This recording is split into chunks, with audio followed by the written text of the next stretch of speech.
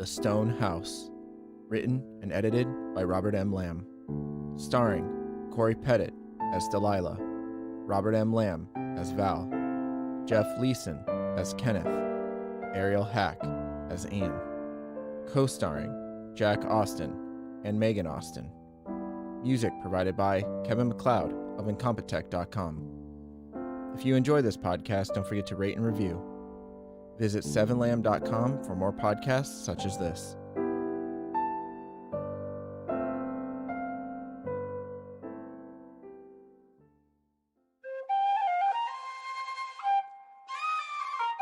This has been a 7 Lamb production.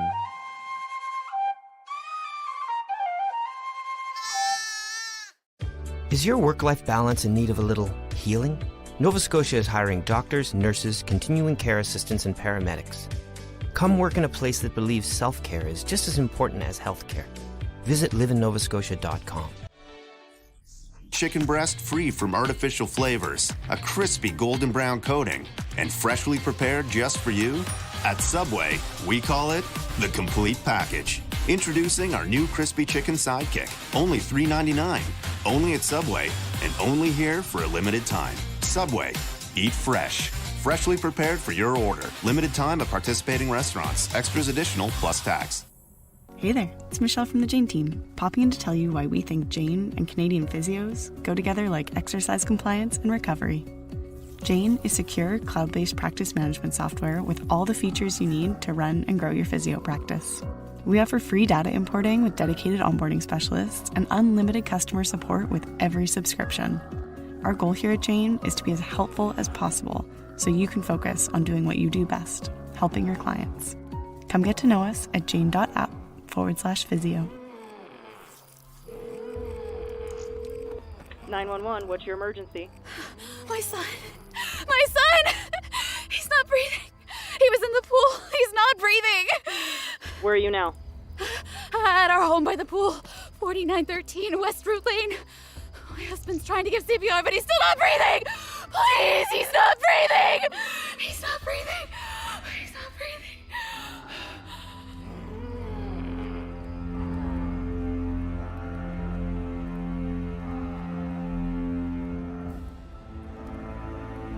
Seven Lamb Productions presents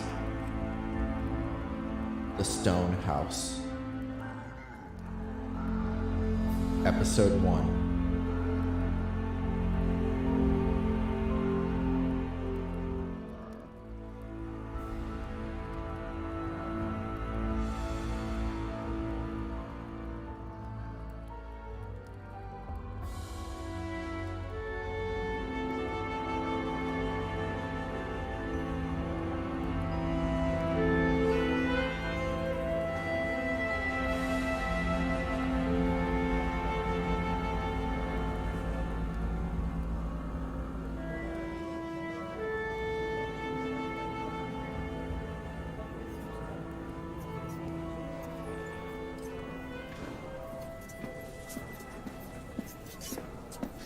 Still?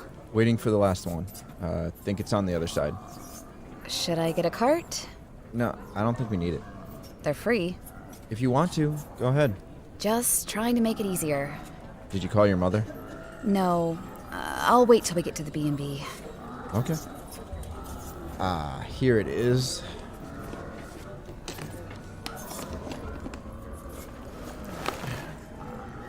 That's all of them. Got it? Yeah. You can put your carry-on on top of mine if you want. It's fine. I'm fine. Okay. Now which way?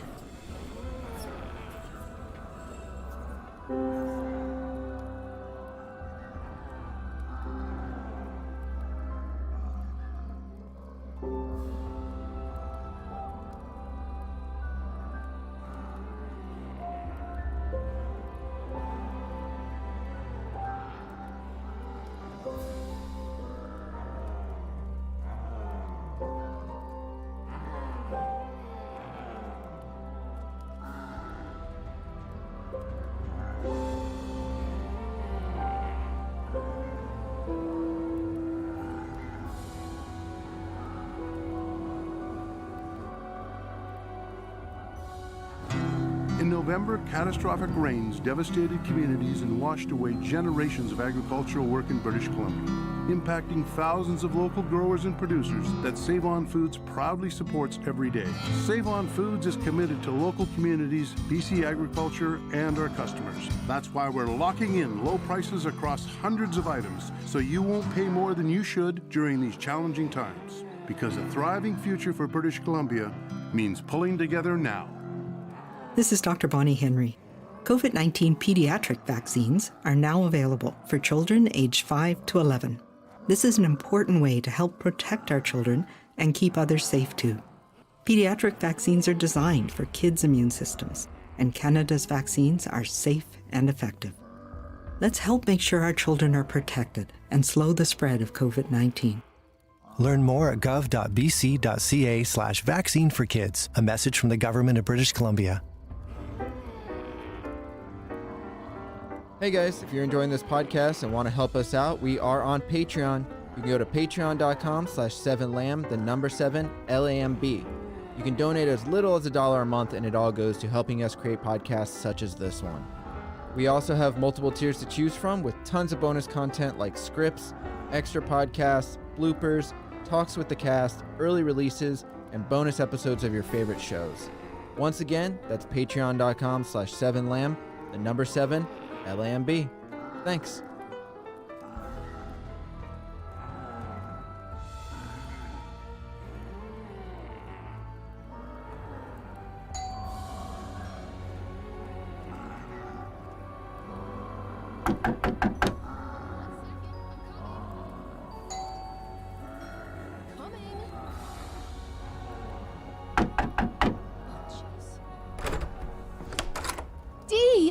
Mom, I tried calling. Did you? I'm so sorry. I don't know where my phone is right now. Come in, come in.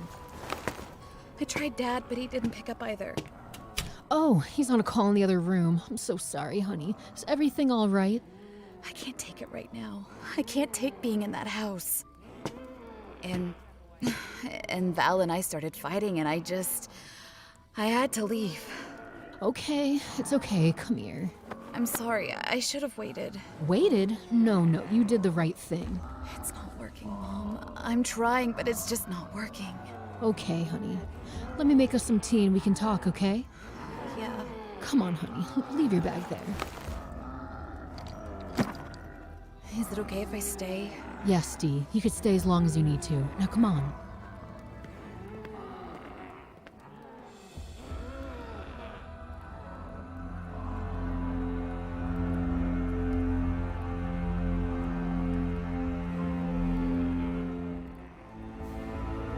Seven Lamb Productions presents The Stone House, Episode 5.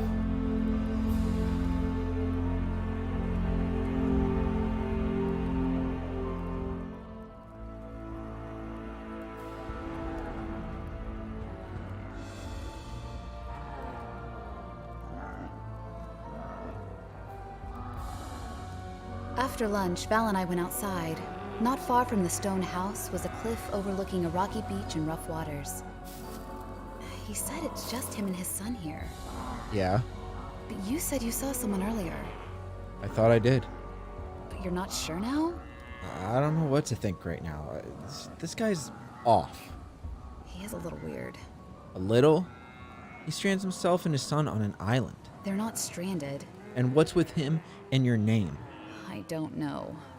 You see the way he looks at you? I wasn't really paying attention. Really? Well, you heard the way he talks to me.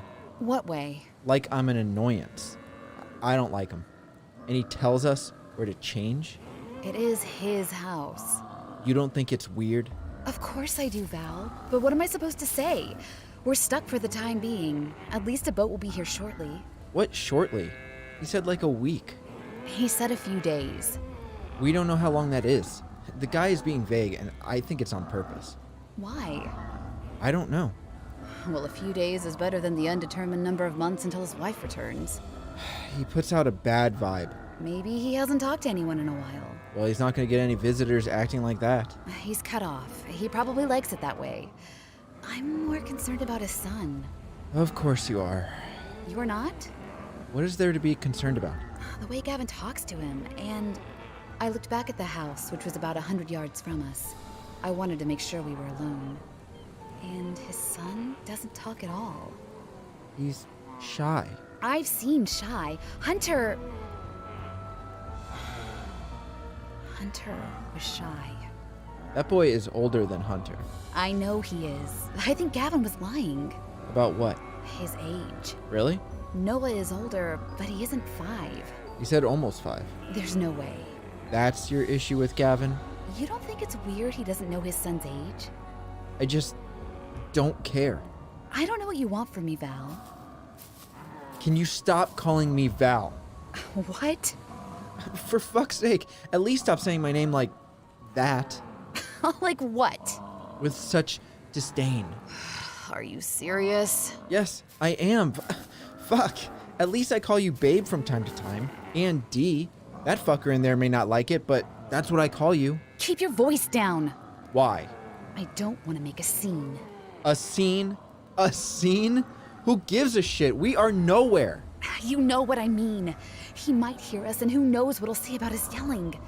Hell, we had to change in separate rooms to benefit Noah. How the fuck does that benefit him? As long as we're here on this man's island, we're his guests. You may not like the rules, but if you didn't get fucking wasted on celebratory champagne, then maybe we wouldn't be here.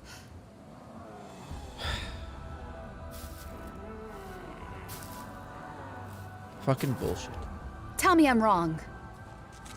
And if you didn't bring up a baby for the fucking 10th time... Not the 10th. Maybe you're right. Since we barely spent any time together, thank God I came up with this trip so we can finally hash things out. Except you won't fucking talk to me. I won't talk to you about bullshit I don't want to talk about. A kid is not bullshit. I don't want another kid. I do. It's not always about you, Val. About me? I don't want to bring another kid into this world because Hunter was... Hunter was what? I need time. You were going to have to move past this like I fucking did. You had it easy. Easy! Easier.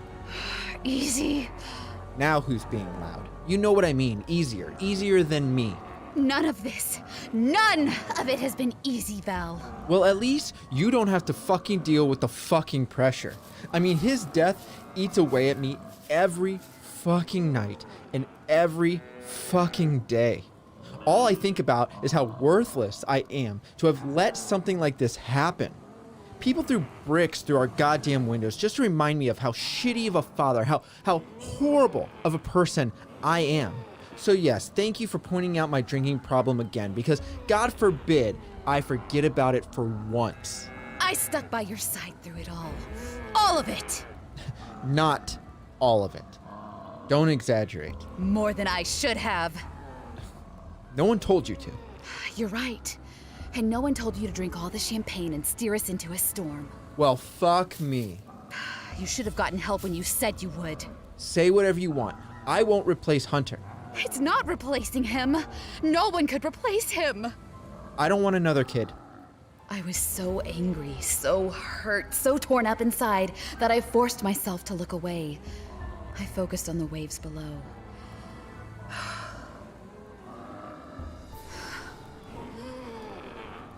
Then when we get back, I want a divorce. I want this to be final so I can fucking move on. You want a divorce? You want one? Fine. Just then, Val took off his wedding band and threw it over the side. Fuck it.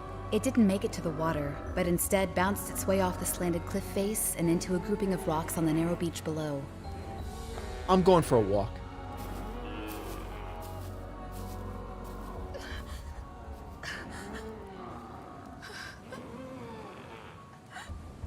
Val disappeared over the ridge. I wiped tears from my cheeks and decided to head back to the house. As I got closer, I noticed Gavin staring at me through the window with saddened eyes. He couldn't hear us, could he?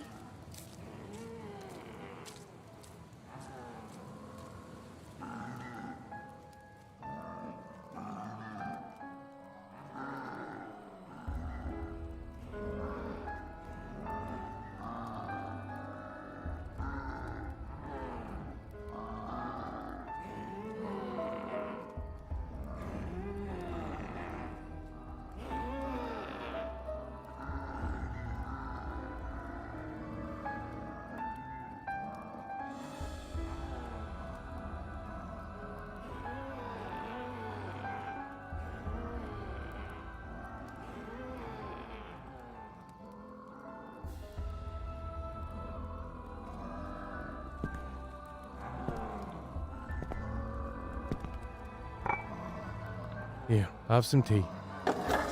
This is really embarrassing. No need to be embarrassed. Drink your tea, it'll calm you. You didn't hear us, did you? Oh no, the wind is quite loud up here. Didn't hear a thing. But I saw you two. Looked like a hell of a fight. It's been ongoing. Not able to see eye to eye. I've tried so many things, but he just won't change. Maybe he doesn't care. He's stuck in his ways. So am I. Drink your tea. Good. Yes, thank you. We may not have a lot here, but things we do have are enough. As long as you're happy. Very happy. Love me home, my son, my wife, my peaceful surroundings. That's the thing. I want a family again. Is that right? Sorry, I shouldn't be saying this. I'm sure you're not interested. I am. I'm very interested. But maybe we can tone it down a bit. Sorry? Don't want me boy over here. Oh. He's in his room for the time being, but if he comes out, maybe we just change the subject. We don't have to talk about this. No, we can talk. But it's like with me and my wife. We keep private things private. No need to involve the boy. Right. Maybe I should check on Val. He'll find his way back. Gavin rested his hand on mine. That's a big island, but not big enough to get lost. Tell me, he doesn't want a family with you? Gavin still had his hand on mine. I slowly slid it out and grabbed my cup. Gavin leaned back in his chair and smiled. I make you uncomfortable? No. Yes, I do. I'm sorry for that. I'm interested in your stories all. You want to vent? If not, we could save this for another time. I'm just lost. I love Val. Always have. Since we first met, I knew he was the one. We did everything together. We explored the world. We did everything we could. We knew we needed to because when we had kids, it was obvious our lives would change. And when I became pregnant, things did change. No more traveling, no more scuba diving or rock climbing, no more random midnight trips. We used to drive across the state looking for something, anything to keep us entertained. Was your relationship not enough? No, it's who we were. We wanted to experience everything together. We never slowed down. But we had to when I got pregnant. And at that time, I was 30. I was ready to settle down. Val, not so much. You still wanted adventure? He did, but he was forced to stop. I was hurting because I knew he was upset. He didn't want a child? Not yet, but when it happened, and he coped. He loved Hunter. I know that. He would do anything for him. How did your son die? He drowned. Drowned? In our pool. A terrible accident. Val was supposed to be watching him. Actually, we had a babysitter, but Val sent her home early and, well, he had just been fired and stopped paying attention. I don't know. I guess Hunter got outside. Val blames himself, but also, if I had just came home 5 minutes earlier. 5 minutes! I'm sorry. No need to be sorry. Death is not easy, but it is necessary. Necessary? Death's a part of life. Ironic, but true. I just miss him so much. And everything since the accident has been so hard. Gavin leaned up and put his hand on my hand again. Can I ask you a tough question? Okay. You promise you won't get upset? Okay. Do you think Val may have done it on purpose? What on purpose? Let your boy drown. No! God, no! No, there's no way he would do that! Please, keep your voice down. It's a tough question, but there's no need to raise your voice. I'm sorry, but no. He wouldn't do that. The police, my family, friends, they all said things, but I know Val. I know Val better than anyone. He wouldn't do that. He's tormenting himself every day for what happened. I couldn't believe he asked that. Although deep down there was a period of time where I did blame Val. Not because I thought he did it on purpose, but because he was so careless to let it happen in the first place. It took a long time for me to finally forgive him. All I'm saying is if he didn't want a child, that's one way of handling it. He wouldn't do that. I'm sure you're right, Delilah. I'm sure you're right. Gavin took my cup and made for the sink. I wasn't even done with my tea, but he was apparently done with the conversation. Maybe I should check on Val now. Sure he hasn't gone far. I nodded and made for the door. Delilah, Yes? if you head north of the house, be careful where the trees are full. The ground is very cavernous and it could be easy to lose one step. You're telling me this now? Val went that way. Well, let's hope he kept an eye out where he was going. Why the hell would he tell me this now? He was watching from the window. He saw Val head north. Shit.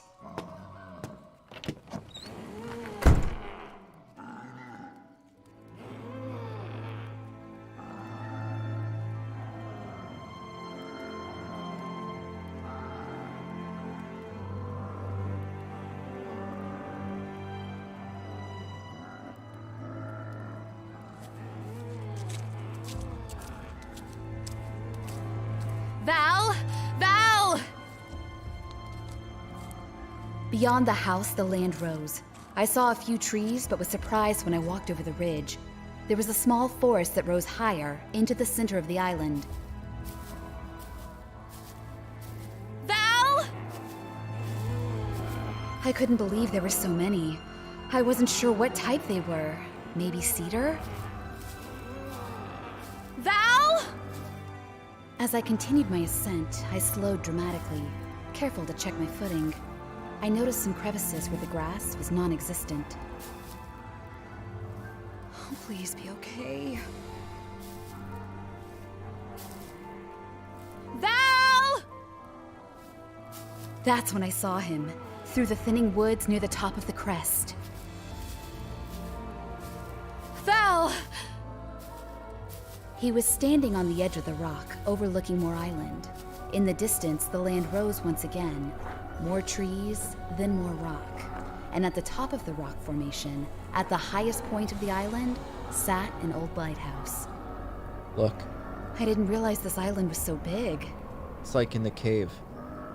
The painting. Wonder if it works. Doubt it. Val pointed at the lighthouse, even though I hadn't looked away.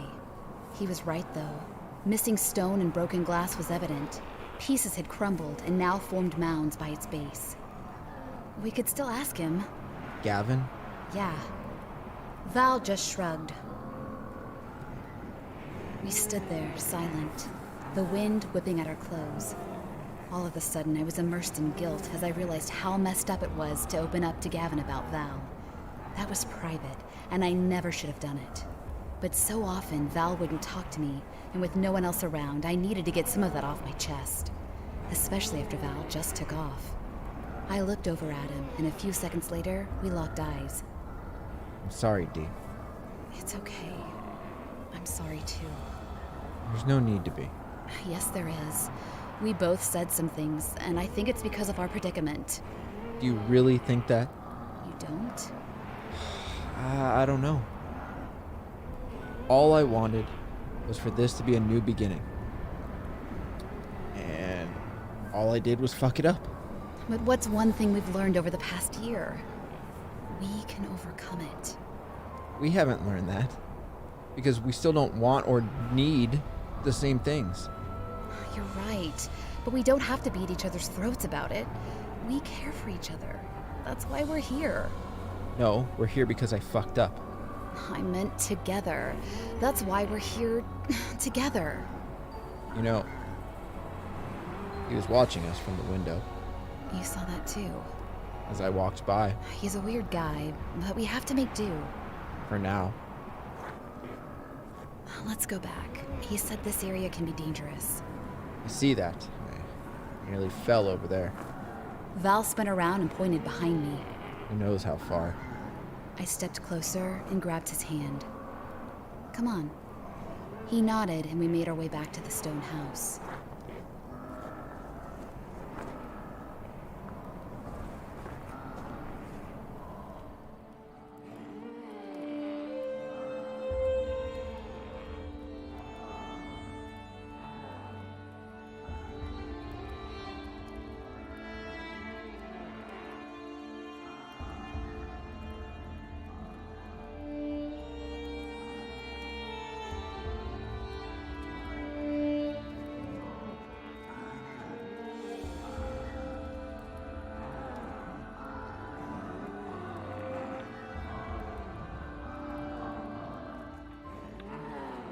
After dinner, which was another awkward experience, Val and I sat by the fire. We had asked Gavin about the lighthouse, but he said it hadn't been operated for nearly 4 decades. He also mentioned it was a dangerous area, so we should keep our distance. It seemed like there was a lot of dangerous areas on this island. Do you think the guy has extra sheets? Doesn't seem like he has much. He said he had something. I imagine it gets cold here at night. There's no fireplace in the bedroom. We waited for Gavin to return. He was currently putting Noah to bed. I was cold sitting by the fire. I couldn't imagine what it was like in the bedroom. Reset for the night, but that leaves you two. How cold does it get at night? Don't you fret. We'll find you some nice big, warm, fuzzy blankets, and we'll find something for you as well. Gavin walked back the way he came, down the hallway. You get nice, warm, fuzzy blankets. I'm sure I'll get a burlap sack. Stop. He can probably hear you. Val shrugged. I hope this'll do. Gavin entered the room with 3 neatly folded blankets and 1 sheet. That should do just fine. Good, good. Here, these are for you, and this one's for you. I figured you won't need much to keep warm. Why is that? Being by the fire. I believe 1 blanket should suffice. He handed Val a small wool blanket and gave me the others. I don't think I understand. We can share these, right, Dee? Yeah, that's fine. Oh, I see. Seems to be an awkward situation for sure. As I've stated before, I don't like my son being around, or should I say seeing such impurities. Impurities? I know human nature, and I don't think it's right for my son to see a couple of strangers sharing a bed. Wait a second. I'm sorry, what? We can't sleep in the same bed? We have no intentions of, if you're worried about... Who cares if we did, Dee? That's none of your business. If it's in my household, it is my business. So I'm supposed to sleep on the couch? I think a gentleman would let the lady have the spare room, yeah. Oh, so I'm not a fucking gentleman. Don't use obscenities in my home. Val, stop.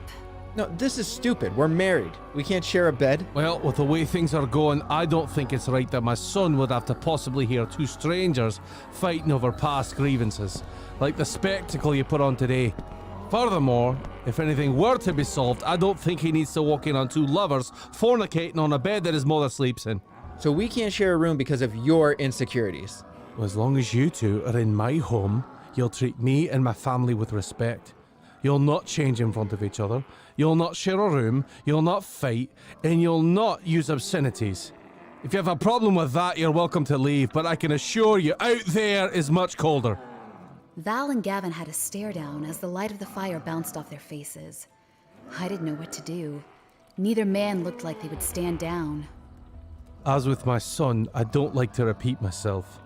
Show respect, receive respect. Now, do you want the blankets or not?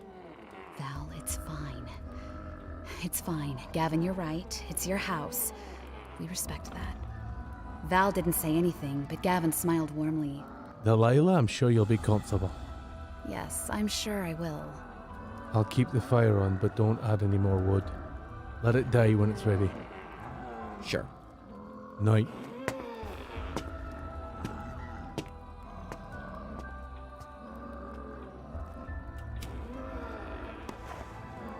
And what's stopping us from just going to the bedroom together? Val, stop. Let's not do this, okay? Let's just abide by his rules. I don't want any trouble. He's letting us stay here. Fine. But the guy's a fucking nut. Keep your voice down. He's a fucking nut, D. I don't want to sleep on the grass for the next few nights. I said fine. I nodded as Val slumped onto the couch. He took off his shoes and then threw the blanket over him as he got settled. I went to the bedroom.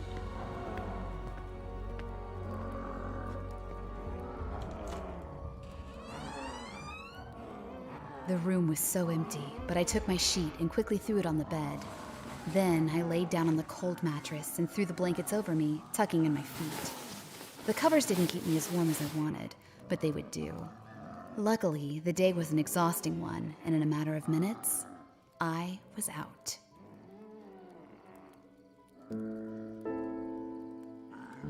The Stone House. Written and edited by Robert M. Lamb. Starring Corey Pettit as Delilah, Robert M. Lamb as Val, Jack Austin as Gavin. Co-starring Amy LeRae.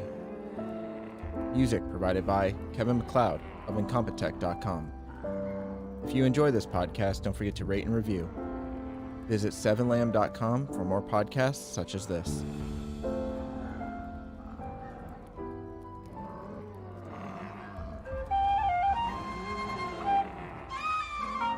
This has been a 7 Lamb production.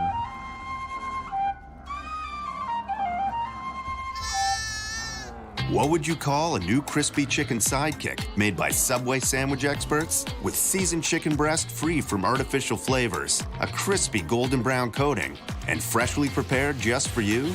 At Subway, we call it the complete package. Introducing our new crispy chicken sidekick, only $3.99. Only at Subway, and only here for a limited time. Subway, eat fresh. Freshly prepared for your order. Limited time at participating restaurants. Extras additional plus tax. Is your work-life balance in need of a little healing? Nova Scotia is hiring doctors, nurses, continuing care assistants, and paramedics. Come work in a place that believes self-care is just as important as healthcare. Visit liveinnovascotia.com. Is your work-life balance in need of a little healing? Nova Scotia is hiring doctors, nurses, continuing care assistants, and paramedics. Come work in a place that believes self-care is just as important as healthcare.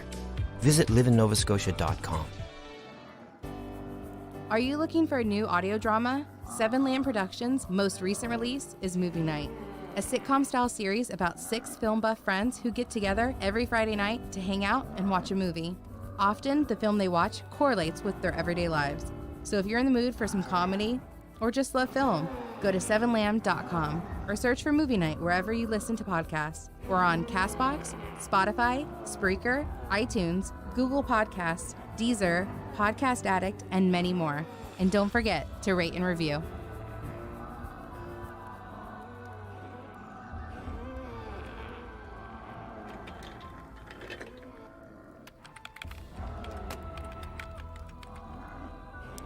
There we go. I told you, prices are dirt cheap right now. We really should jump on it. I mean, I can get the time off, so why not? I don't know how I feel about being part of a tour group, but it says here we can leave the group and rejoin another one if we want to stay in Shanghai, which I'm assuming we'll want to do. Right, D? D? We need a book soon. You need to come look at this.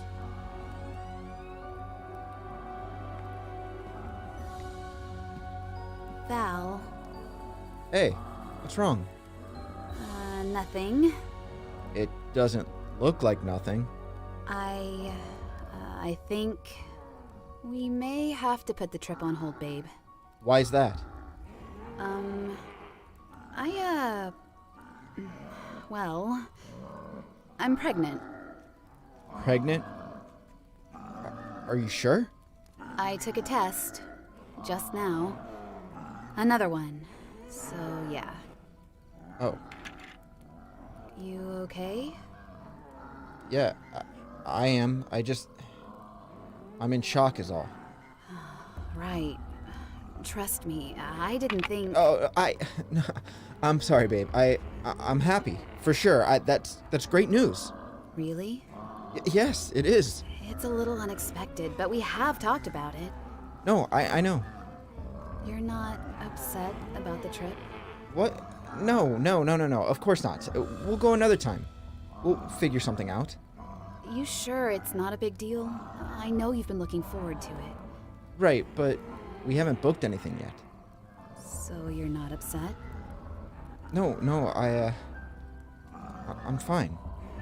And happy. Really. I am.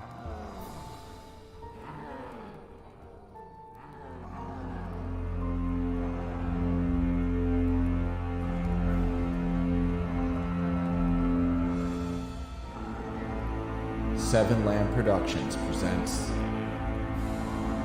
The Stone House, Episode 6.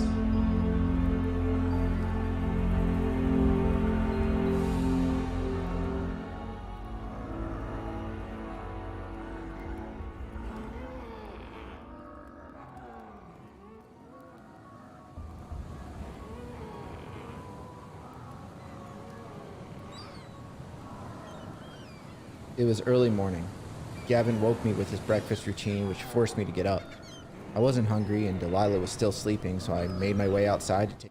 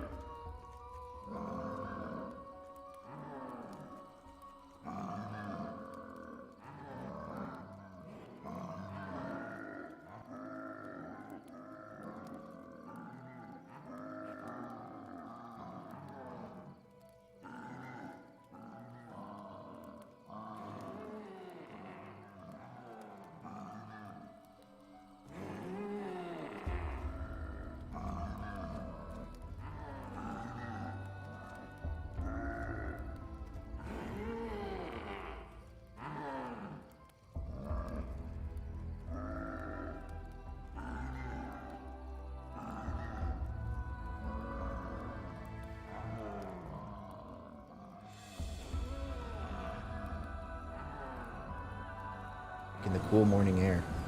I stood by the cliff's edge where Delilah and I had our fight the day before. I rubbed my finger, tracing the mark of paleness left by the ring, feeling the emptiness. I shouldn't have thrown it. The anger consumed me, like it normally did. Nearly a year later, and the suffering continued.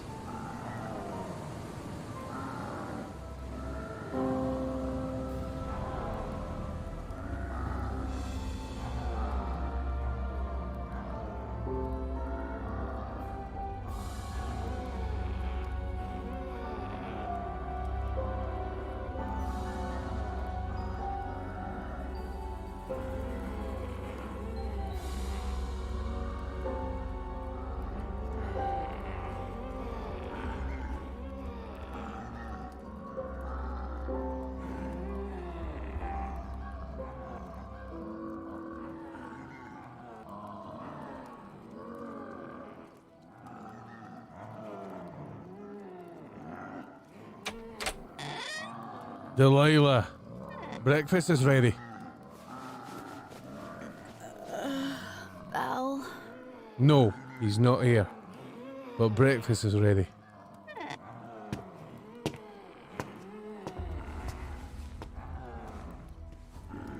He's not here. I sat up.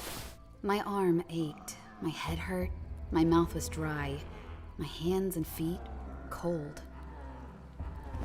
The bed was hardly comfortable, but it beat sleeping outside. Hopefully Val had calmed, especially if we were to be eating breakfast together.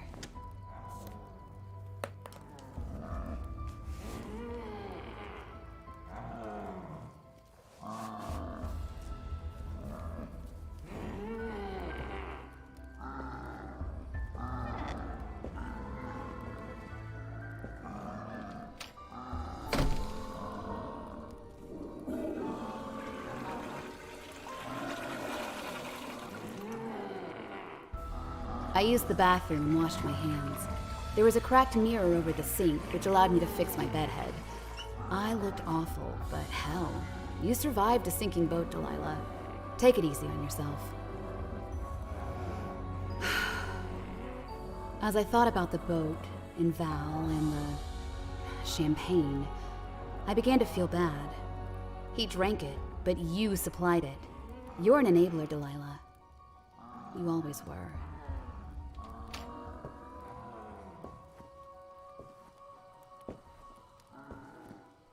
When I walked into the living room, I saw Gavin and Noah seated at the table. 2 other plates set out for me and Val. Where was Val? There she is. We'll let you sleep in. Hungry? Yeah. You said Val isn't here? He went outside. I think he's still upset about my rules. But we have to have rules, and we have to follow them. Right, Noah? Noah nodded, then picked up his fork. Boy! Not until Delilah is seated. We wait for our guests. Well, I should check on Val. You may, but don't be long. Our food is getting cold. You don't have to wait for us. But we will. Put the fork down, boy. Hurry back. Oh, okay.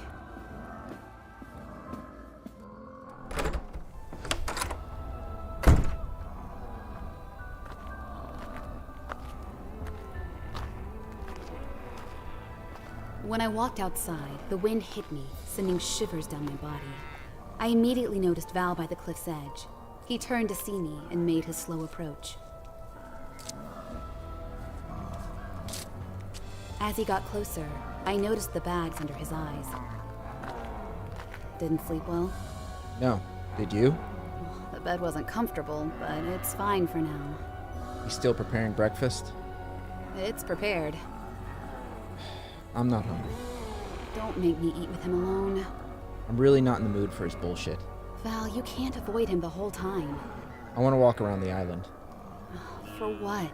To see it. He said it's dangerous. Inland, sure. So I'll stick to the coast. You're gonna leave me here alone with him? You can come with. I'm not up for exploring right now. Yeah, I figured. Just go then. Are you going to be okay? I'll be fine. If you're worried about Gavin... I'm not. The guy seems harmless enough, just weird. And talking to him is, well, you know. He'll probably like just having breakfast with you, though. Delilah. Not funny. I'll be back in a little bit. Fine.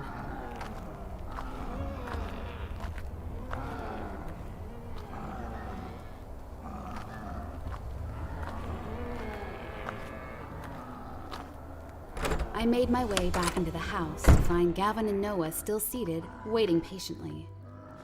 Well? He's, going exploring. Exploring? Whatever for? That's Val. He finds solace in it. Did you remind him of the dangers? He knows. He plans on heading down to the coast. Wish you'd ask first. Should he have? It's my property. Seems like the polite thing to do. Politeness seems to escape him from time to time. I don't think he means any harm. He's adventurous. So you've told me. When we arrived, even though we were in trouble, he couldn't help but explore the old ship and caves. Old ship, eh? You mean the tanker? Yeah. That's a dangerous place too. We don't go there, right, Noah? Noah nodded, but kept his eyes down on his plate, on his food. Lots of dangers. But if he wills it, then by all means, more food for us. Let's eat.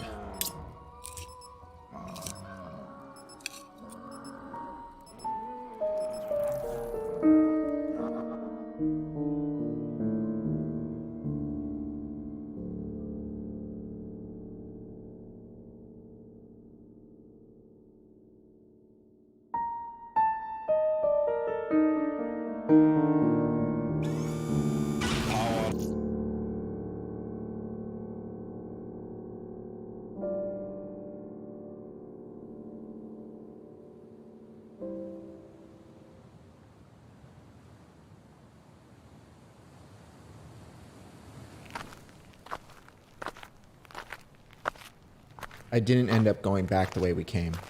I wanted to see the rest of the island. So I walked past the barn and fence and headed down a trail that, after about 20 minutes, led me to some stone steps. The steps descended between two large rock walls, the trail getting narrower and narrower as I went. When I reached the bottom, I was hit with a light mist that rose over the rolling sandy hills. Instead of climbing over the dunes, I continued following the trail, which had changed from stone to gravel. Hey, where is everyone? You all get cold feet There were a or lot of something? birds hovering over the water. The wind had picked up, but it wasn't that cold.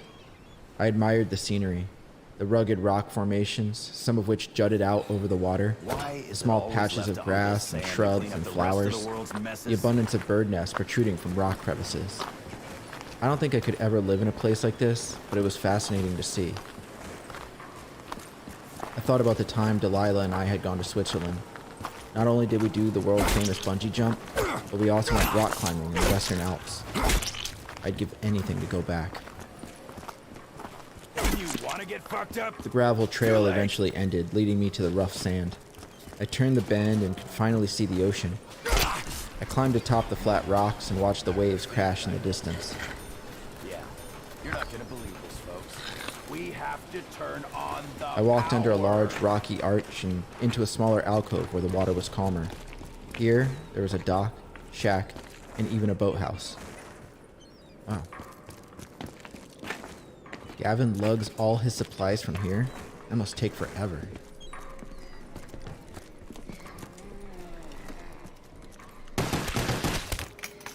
The boathouse was unlocked.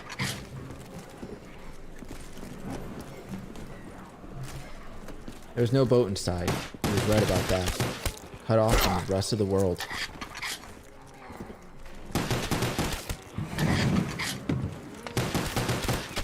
The back of the house was open to the vast ocean.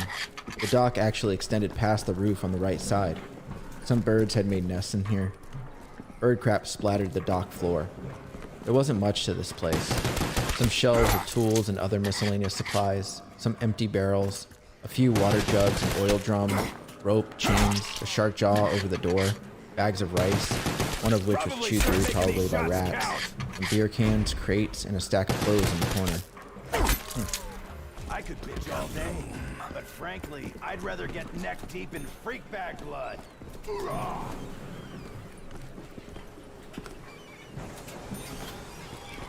I walked along the dock, which jutted out into the water, but didn't pass the rock walls on the right or left. As I stared at the water, I couldn't help but feel the anger rise up. But it wasn't directed towards Delilah or Gavin. The anger was all mine. Why, Val? You had to fucking drink and pass out on the boat? What are you going to tell Kenneth? What are you going to say to Ricky? All because Delilah said she wanted to have another kid. If anything, this will be the final nail in the marriage coffin. As I stood at the edge of the dock, I noticed a long slanted pole sticking out of the water, about 30 yards from the end of the rock wall. What was that?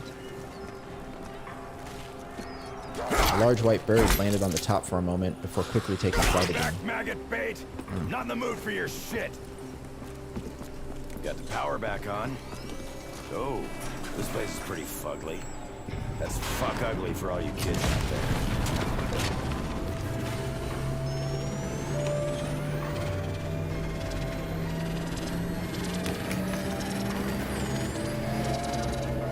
Before I headed back, I decided to check out the small shack that sat nestled in the corner of the alcove, separate from the boathouse. The wood was splintered and several of the roof planks were broken or missing, but the door had a lock on it. The lock stood out to me. It was a simple key lock, but it was new. Shiny. Yes, the stuff in here is more important than the boathouse. Stab! Stab! Stab! Actually, I think it was the second one. I spent a long time walking along the beach until it became rock again. This island was large, but I didn't see a path to the lighthouse. Did I miss it? Oh well. No more exploring. I should get back. I should probably go again.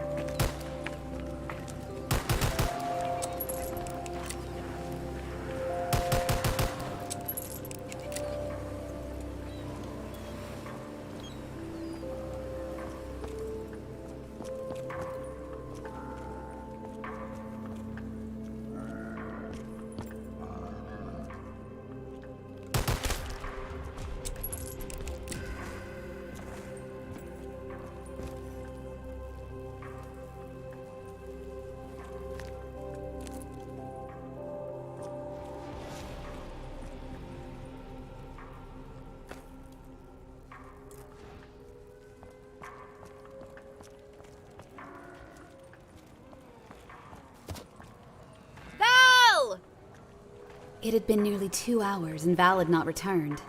What was keeping him? Did he really decide to walk around the entire island? Val! I stood atop the ridge on the right side of the barn, overlooking a series of stone steps. Oh, damn it.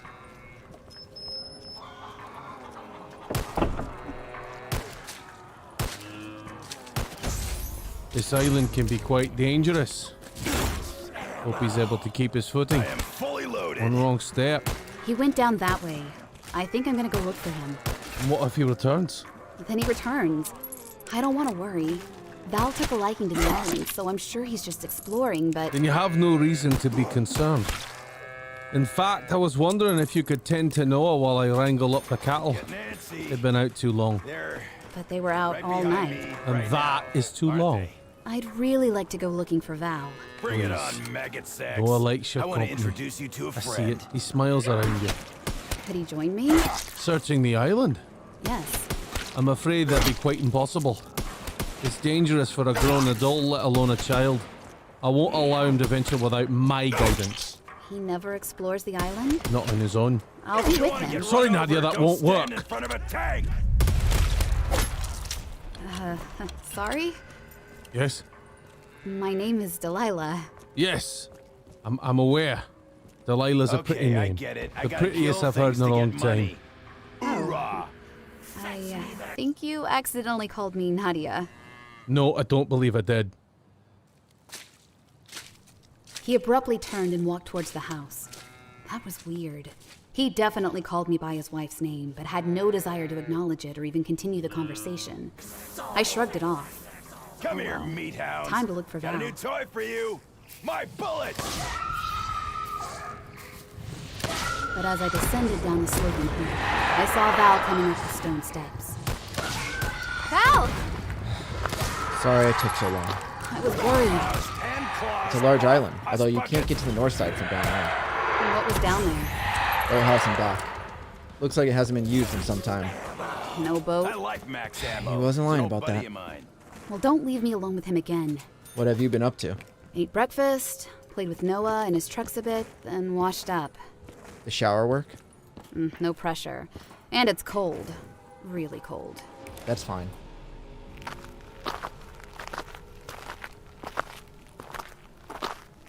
We were about 10 yards from the house when the front door opened and Gavin came out with arms wide. Ah, he has returned. We were worried about you. Is that so?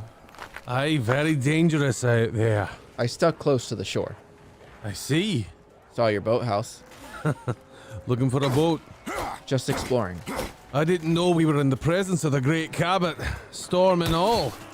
Although we know where you wound up. On your island? Exactly. My island.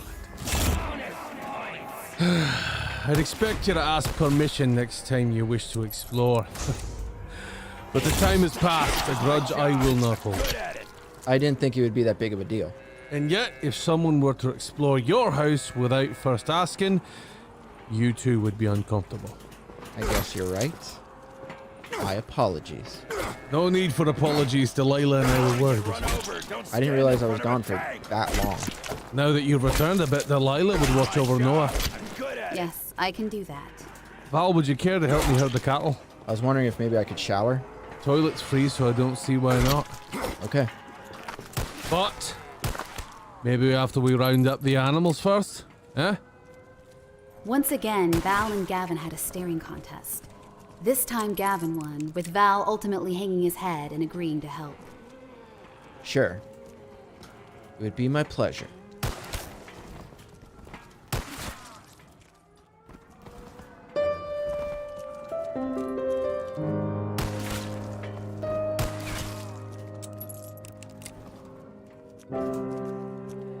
Gotta link up this Terra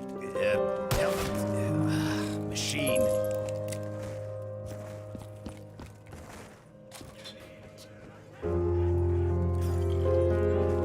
Some things get better with age. Revived sodas, not one of them.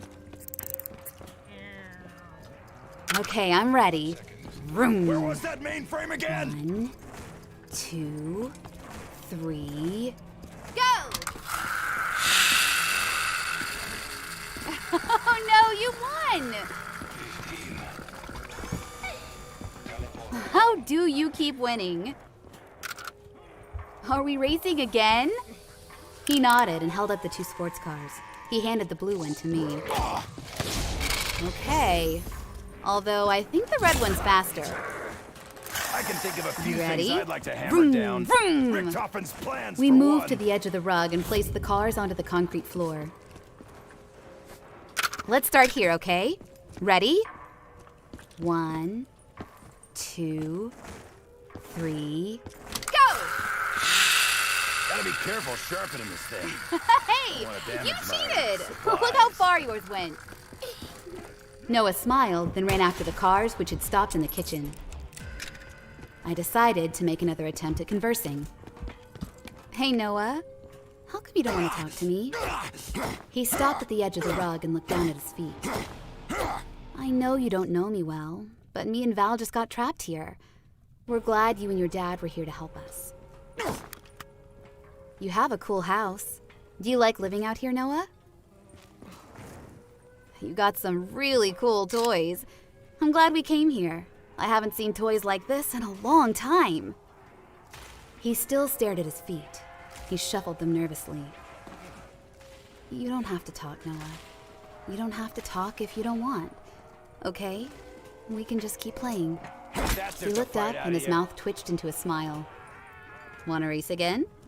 He nodded and made his way over, kneeling on the rug beside me. Okay.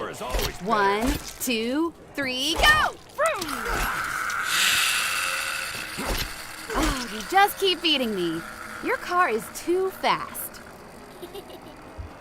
He smiled again as he ran for the cars. He handed me the blue one again. Apparently, this one was always mine. He then spun the wheels of the red one in his hand. Is that your favorite, Noah? Just for fun. He shook his head as he put the car down. He pointed to the hall. What is it? He then ran off out of sight. You want to get fucked up? Too late! Are you getting more? We were playing by the fireplace on the soft rug. There were several cars and even a few plastic dinosaur figures lying around. Too late! Noah? As I waited, I thought about Val and what fun he must be having rounding up the cows. I know we weren't here long, but I was ready to leave. I couldn't wait for the boat to arrive. I'm sure Val felt the same way. Noah! Just then he returned. In his hand was a police car. He held it up, and I tried to fight back tears.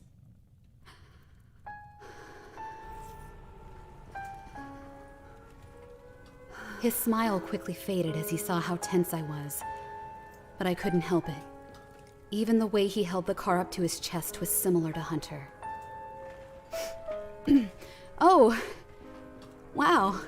That's a cool police car there.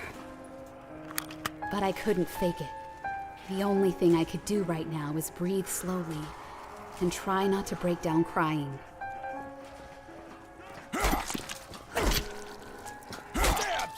Stab! Actually, I think it was the second one that killed you. The third was just for fun.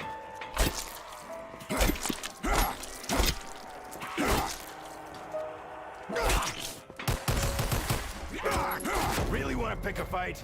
The German's around here somewhere.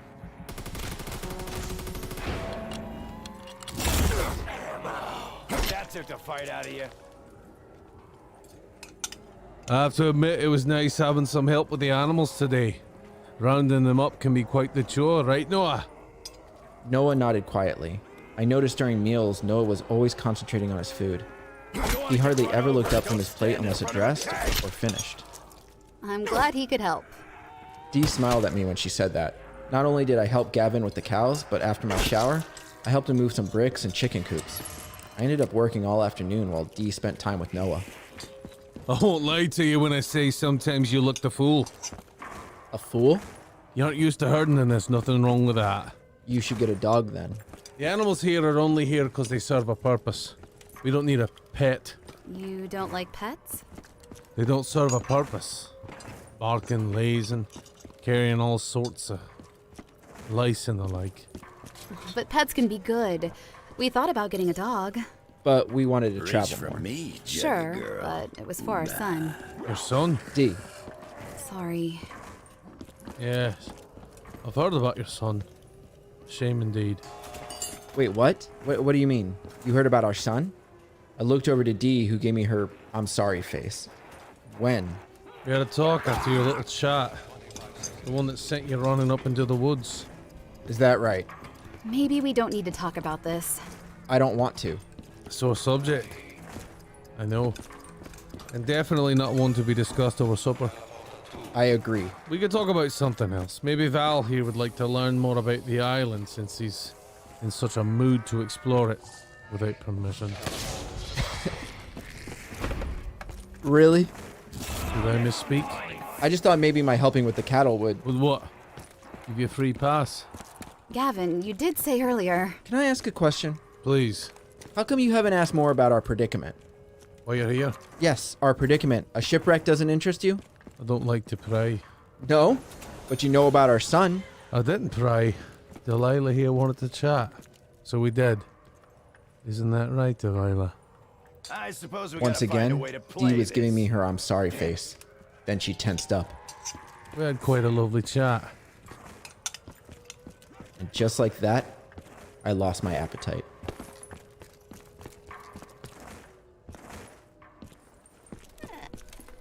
Why? Why the hell would you tell him that? I don't know. I'm sorry, but you ran off. So you fucking confide in a total stranger, a fucking nutcase? Please, lower your voice. He could hear us. How much did you tell him? I just told him why we were doing this. Doing what? Why we were on this trip. So he did ask about the trip. No. not really. So you just offered up that information? I needed someone to talk to, Val. And he's the person you choose? Look where we are. Not a lot of options. But the guy is fucking annoying. Stop. Please, I don't want to be thrown out. Val, I'm sorry, okay? It was wrong. I know that. I regret it. But you won't talk to me no matter how hard I try. And it just hurts. That was badass. Sweet. We stood there, silent, for what felt like 10 minutes, but was probably only 30 seconds. See? It's time for bed. Blankets on the couch. Listen, Gavin, we're talking. Maybe we can... No, the rules in this house won't be broken no matter what. I couldn't help but laugh, due to frustration. I had so many things I wanted to say but held back. Well, good night, D. Good night, Delilah. I followed Gavin down the hallway into the living room. The fire was still going, but it would be out soon. I saw the blanket hanging off the arm of the couch. Gavin motioned to it. There you go. Thanks. You really shouldn't yell at her. I don't like that. What? You shouldn't yell at her. Hey, I have an idea. Maybe you should stay out of our business, okay? I understand this is your house, and I understand this is your island, but that's my wife, my relationship.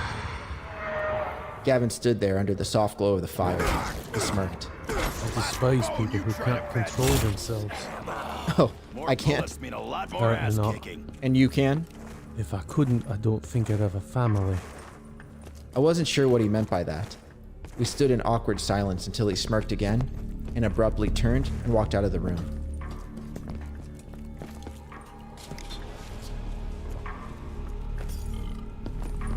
Twice the bullets, twice the fun. I definitely couldn't wait to leave this place.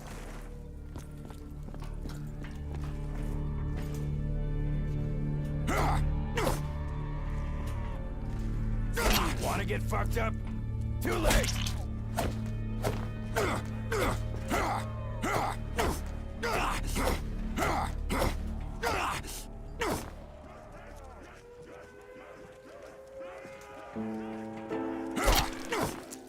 The Stone House.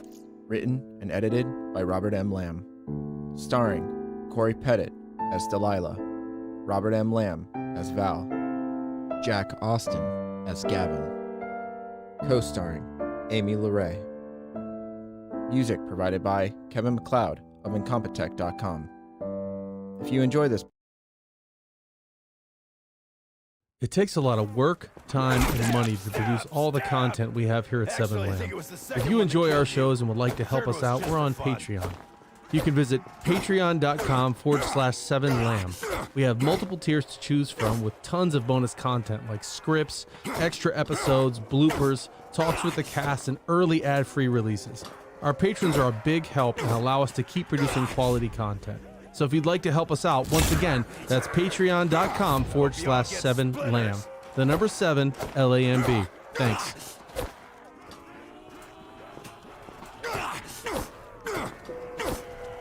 You want to get run over, don't stand in front of a tank.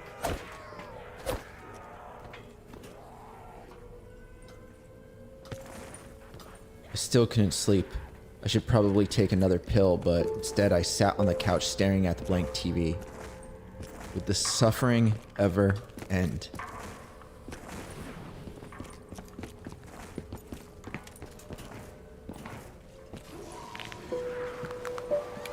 I decided to get a drink. I stared at the half bottle of Jameson on the fridge. Don't do it, Val. Don't do it. Fuck it.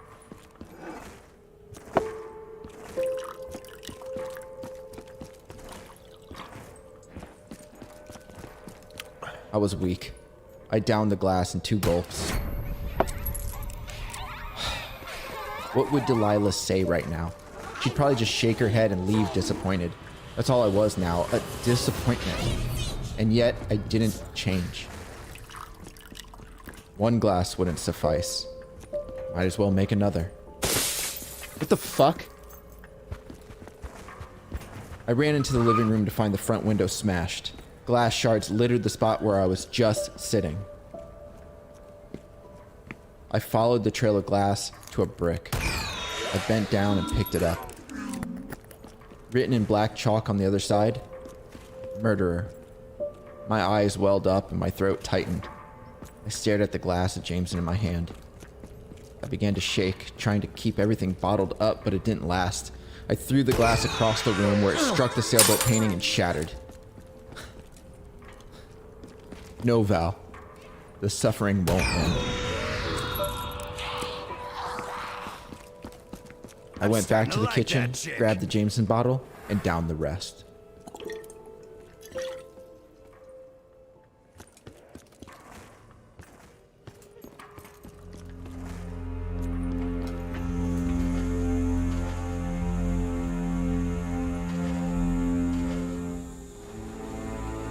Seven Lamb Productions presents The Stone House, Episode 7.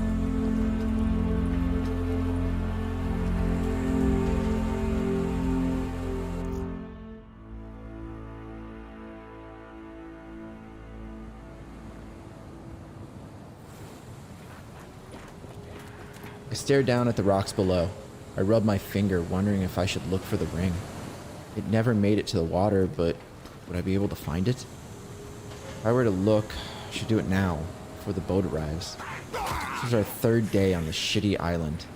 Not only was I bored out of my mind, but I was also done with Gavin and his bullshit.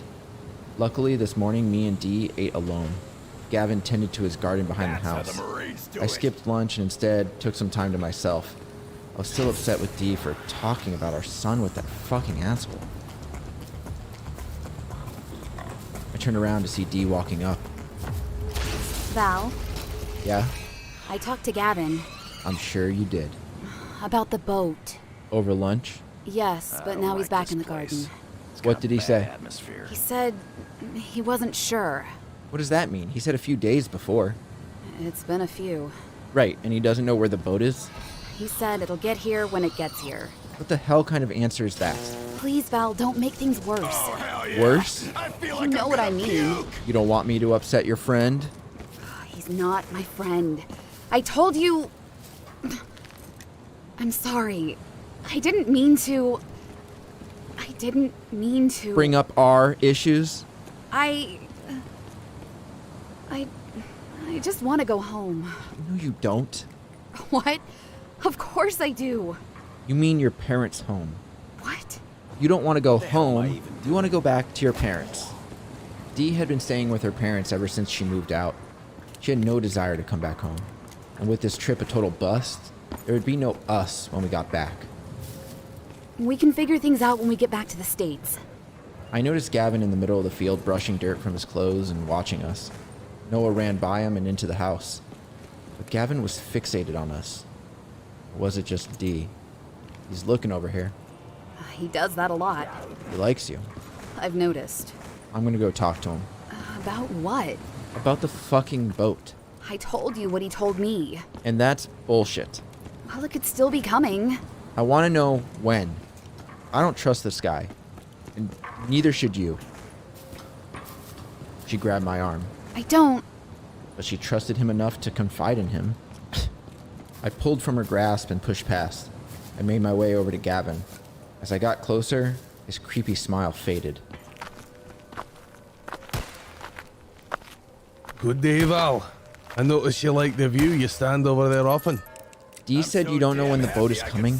Delilah inquired and I informed her that the boat arrives when it arrives. It's hardly been enough time. How do you not know? What if something happened? Like what? Anything. You have no way to communicate to the outside world. Does that trouble you? Yes, it does, actually. Me and my wife are ready to leave. We've been stranded here for 3 days now. Stranded? That's what I would call it. Shelter, food, clothing. You call that stranded? We can't leave. That's not stranded. That's being trapped. Trapped implies prevention. Prevention to move around? Prevention from leaving the island. Because you're free to move around the island. As long as you do me the common courtesy of asking. This is insane. What if you wanted to leave? I wouldn't. I love this island. The last thing I'd want to do is leave me home. The stone house is me sanctuary. Me comfort. I instantly thought about the night Dee packed her bags and left to go to her parents. I remember wanting to curl up and die right then. But believe me, there's nothing more that I want than for you to leave me island. Is that right? I wouldn't say it if it weren't true. He smirked, causing a chill to run down my spine.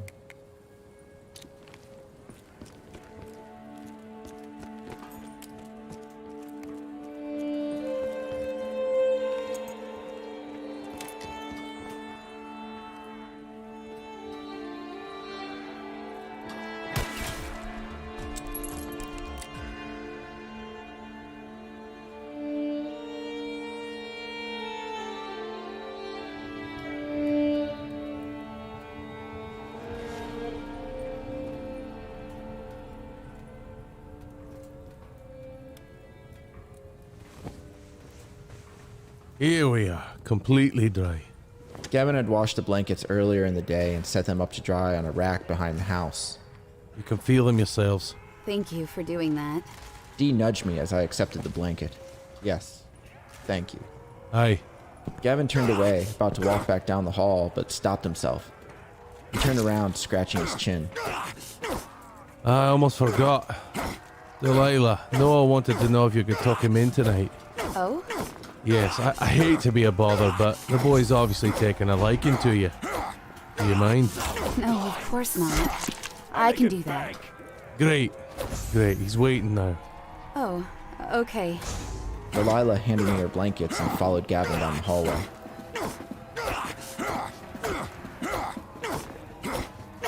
God, I was really starting to hate this guy.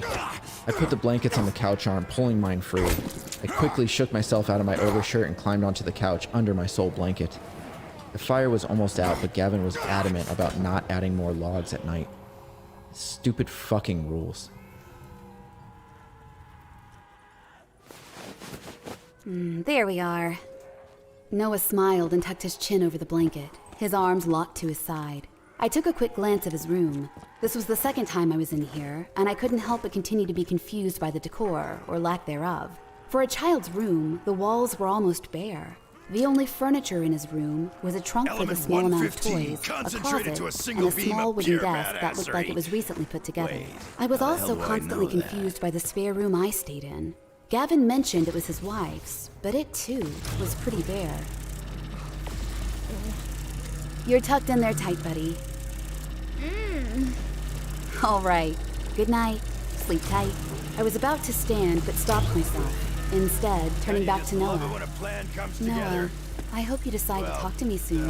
We're going to be leaving here any day now when the boat arrives. You don't have to right now, but I hope you decide to before I go. I don't think you're really as shy as your dad says. That's when his face slowly faded to one of discomfort. His smile, now a frown. How often Everything can okay Takeo there? get away with calling him But he Nicky? didn't move. Noah?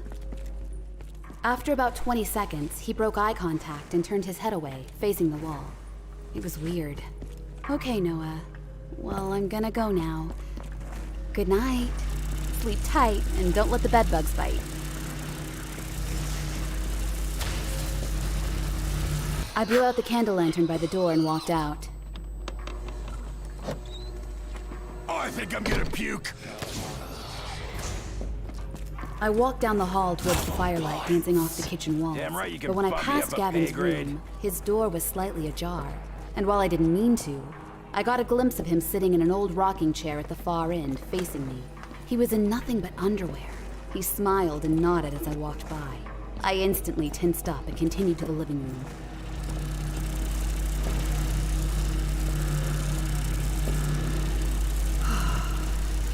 Everything all right? Yes. Yeah, it is. Noah say anything? No. Okay. Night, Dee. I heard Gavin's bedroom door close. Why was he watching the door? You know, Was he I waiting think we for should me to try pass be quiet by? around here. Dee, Show some Yeah? respect. you going to bed? Yeah, I am. I grabbed the blankets by Val's feet and made my way down the other hall. But before I reached the room, I got the urge to talk to Val. I still felt horribly for talking to Gavin about Hunter. I went back to the living room to see Val on his side, eyes closed. When he heard me approach, he turned to face me. What's going on? I really am sorry. Let's worry about this later. No, Val. I feel like we've both been fucking up a lot I would have been recently. fine with a stripper We've popping both out of made a cake. mistakes, and I just Not want to this. move past all this. It's fine. No, it's not. I shouldn't have talked to Gavin. Being upset isn't an excuse. I love you, Val. I still do. I want to keep pushing forward. I want to fix us. So do I. I wouldn't have decided to do this trip if I didn't think we had a chance. I caressed his face. When I say I want to get back home, I mean just that. Our home. Really? Yes. I was trying to fight back tears. I hope we can leave soon. Me too. I leaned over and kissed him slowly. Come lay with me. What? Come lay with me for a while. What about his rules? Just for a while. You can come back out here later. Please. I miss you. I want it to be like when we were at the B&B.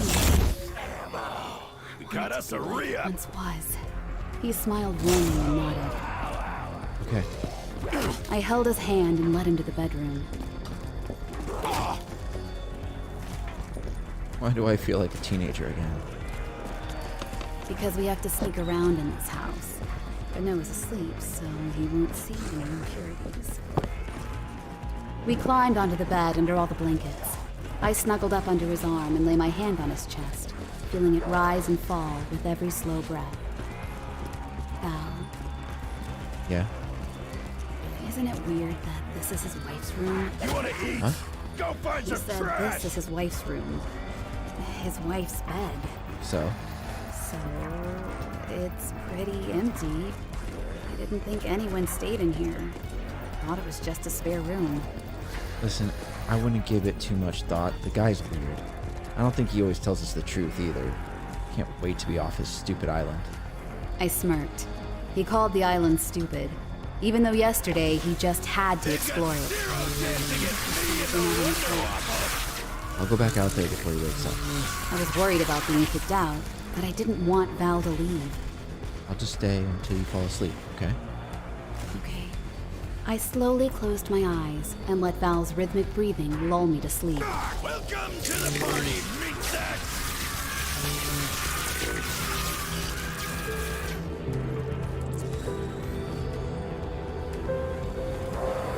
Time to fry freak nuggets. You see that? Holy shitball! I stood on the beach watching the slowly rolling waves. Seagulls flew overhead, hovering near the tops of the palms. A steady breeze made my hair bounce on my forehead until I brushed it back. I could hear the faint sound of splashing and laughter, and there, in the distance, was Dee. I'm just gonna get And even. he was here again. He wasn't supposed to be. Not that I didn't love him, not that he invaded my space, but how was I to forget to move on if even here, he was sitting with Dee, splashing and playing. My eyes welled, my stomach tightened. I couldn't see his face, his back to me, but Dee looked up and waved me over. I didn't go. I didn't move. I couldn't. What was that sound? What was... My eyes shot open. What happened? Where was I?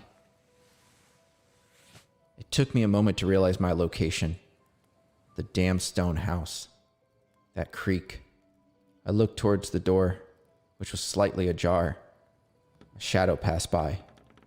Oh no. I slowly pulled my arm free from Delilah, careful not to wake her. I made my way into the hallway. Was someone here? I guess it's time to go to the couch anyway. No need to be scolded again. fire was still going and actually looked to be brighter. Have a good nap, eh? I startled. Gavin was sitting at the end of the dining table facing me, the light from the fire just barely illuminating his upper body. He had something in his hand. I felt goosebumps on my arms and neck. Dee had trouble sleeping. Aye, you tended to her needs then.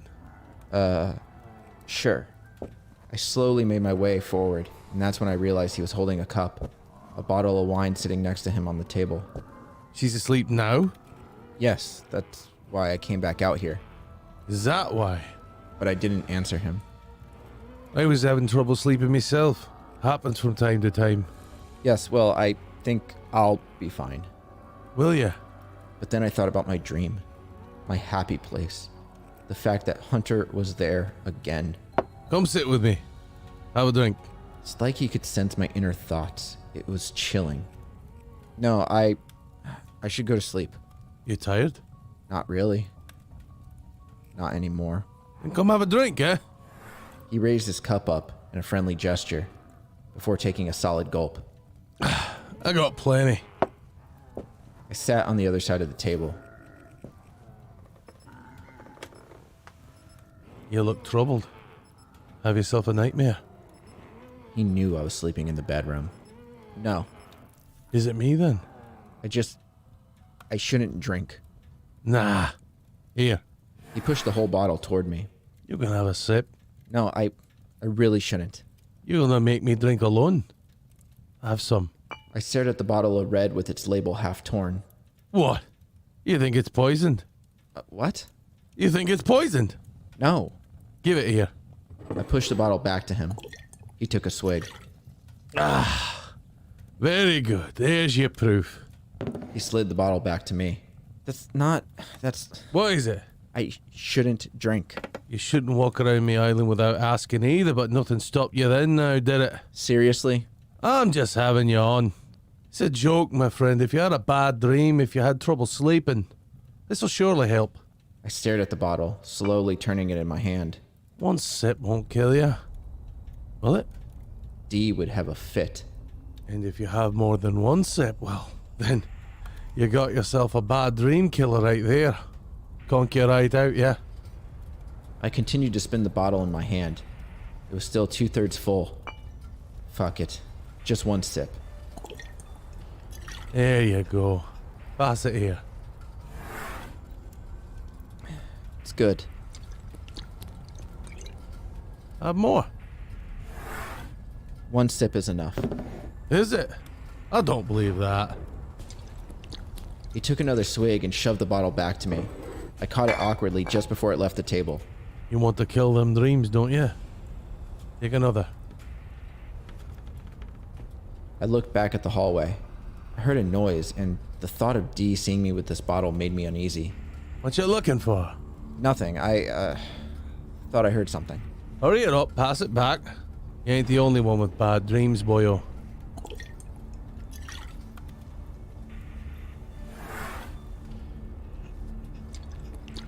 We ended up doing this for the next 10 minutes.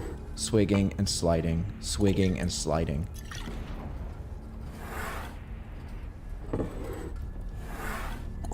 Nearly empty.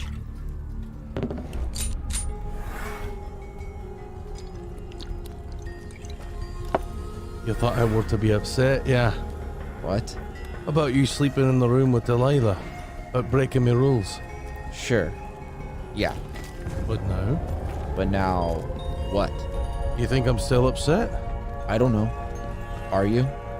Not if you pass me back that bottle.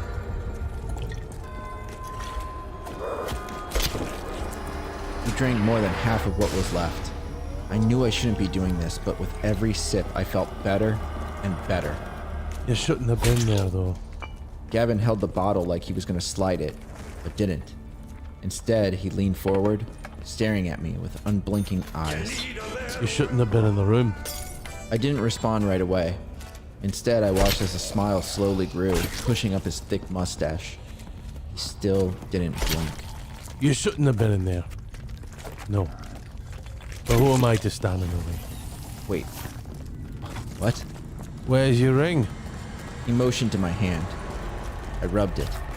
feeling the sadness creep in, feeling myself slowly become sober. You threw it. She told you? I saw you. Oh. Go ahead now. He slid the bottle back to me.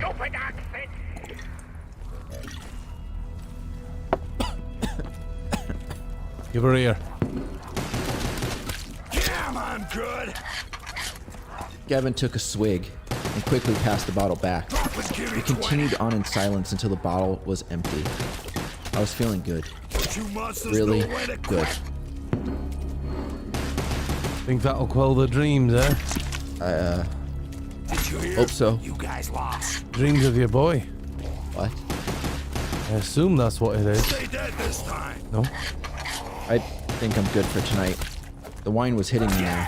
My face was warm and slightly numb. Low ammo. Again, I heard a noise from the hallway. I turned, hoping to God Dee wasn't awake. But no one was there. Nothing. You know, I still have bad dreams. Nightmares. I turned back to Gavin, the yellow-orange flickering firelight dancing along his crooked face. I have them every night. What about? My family. Nadia, my son. You have nightmares? About your son? Just wanted a family and she took that from me. Forced me to leave her. Leave? What do you mean? Just want me family. Always have. Through the good and the bad. I can't let her leave again. I can't lose her and my son again. What the fuck was this guy talking about? I don't want anyone or anything to stand in the way of that. Again, a noise behind me. Before I was able to turn and look, Gavin slid the empty bottle back to me. I quickly caught it before it went off the side of the table. You understand? No, I don't. That's when I noticed a dark shadow blocking the fire and creeping over me. I spun around thinking I would have to explain myself, but when I did, I realized it wasn't Dee. Ah! Something slammed against the side of my head. As I fell out of my chair, I noticed Gavin rush up and grab the bottle out of my hand, caressing it, not letting it hit the ground with me. He carefully placed the bottle on the table and took a step back. My vision was blurry. I had no idea what was going on, what had just happened, but I was in a lot of pain. Another figure appeared and stepped over me, a small object in the figure's hand. The hand slowly raised, and in the blurriness I saw the object. It was a brick, and it came down with a force. Ah!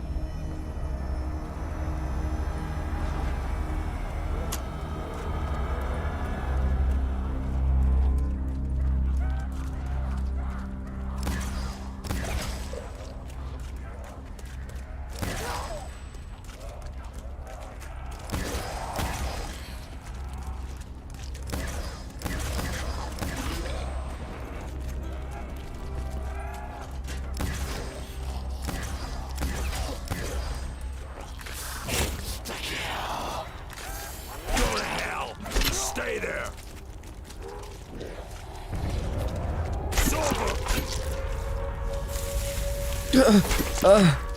When I came to, I was facing a large rock but laying on leaves. My head was throbbing and I had trouble moving. I slowly rolled onto my back. You lucky zombies. I was now looking up at tall trees with interconnecting branches, allowing only a little of the morning light to seep through. Where was I? Oh no. He's awake. Hello? Who's there? No. Not yet. Not yet. You shouldn't be awake. I tried to get up, but that's when I realized my arms and legs were tied. My arms behind my back only allowed me to roll, but I was also sore and in pain. Every little movement was agonizing. No. You mustn't move. He will be upset, very upset. I still had no idea who was talking. I arched my back a bit to see behind me. There, a figure moved in the brush. Who are you? Shh, please. No talking. You mustn't know. Who are you? The figure got closer and made its way around the near bushes and the large rock until the man was standing hunched before me. Who are you? The man was frail, bony. He had a pale complexion, bulging eyes, and thinning hair. He rubbed his hands together nervously. Shh, please. You mustn't do that. Where am I? Near the top of the rocks. Among the trees. See? He pointed up, then knelt by my feet. I felt his hands on my legs. I squirmed. Hey, what are you doing? I have to make sure. He'll be mad if I don't make sure. Make sure of what? The strange man was doing something with the rope that kept my legs bound. Get off of me! Get off of me! No, you must stop. Do not move like that. Cut me loose! But he ignored me, doing a sort of hop and crawl towards the large rock. Was this the man I saw the first day when taking a piss on the beach? Yes. Everything is almost ready now. Cut me loose, damn it! Cut me loose! Shh. He had his index finger up to his lips. Not so loud. He will hear. I don't give a shit. Let me go! The man went behind the large rock. I didn't know what he was doing, but I could see his balding head bouncing up and down in a giddy manner. He peered around the side, stared at me a moment, smiled, and then ducked back behind it. Hey! Whatever you're doing, stop! I rolled back and forth, trying to lift myself up. Eventually, I got to my side and pushed with my feet, bracing myself against a near tree trunk. I slowly inched my way up the bark until I was in a seated position. Now I could see an open area in the middle of the woods that was all rock, and not more than 3 yards in front of me, a large hole. Tree roots and leaves clung to the edges. What the hell? Hey! Just then, the strange man appeared from behind the near rock. He was close to the hole's edge. He carefully crouched and walked by it, staring down into the darkness. I'm sorry. For what? Attacking me? For hurting you.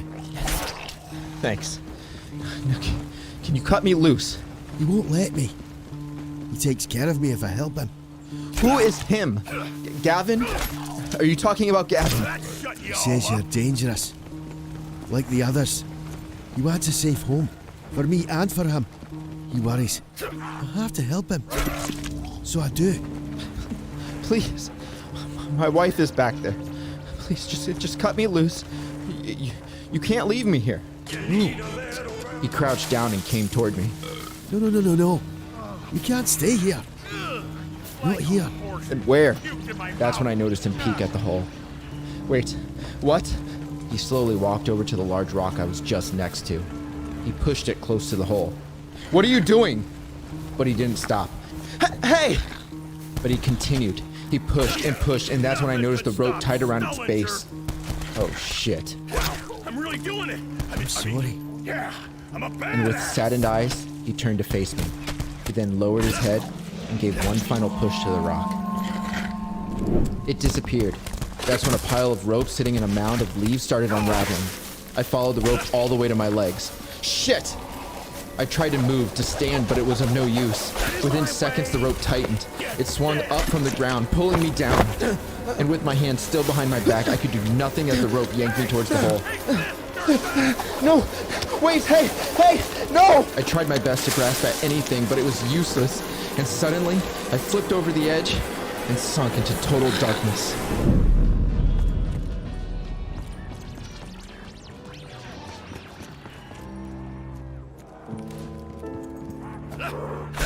The Stone House. Written and edited by Robert M. Lamb. Starring Corey Pettit as Delilah, Robert M. Lamb as Val, Jack Austin as Gavin.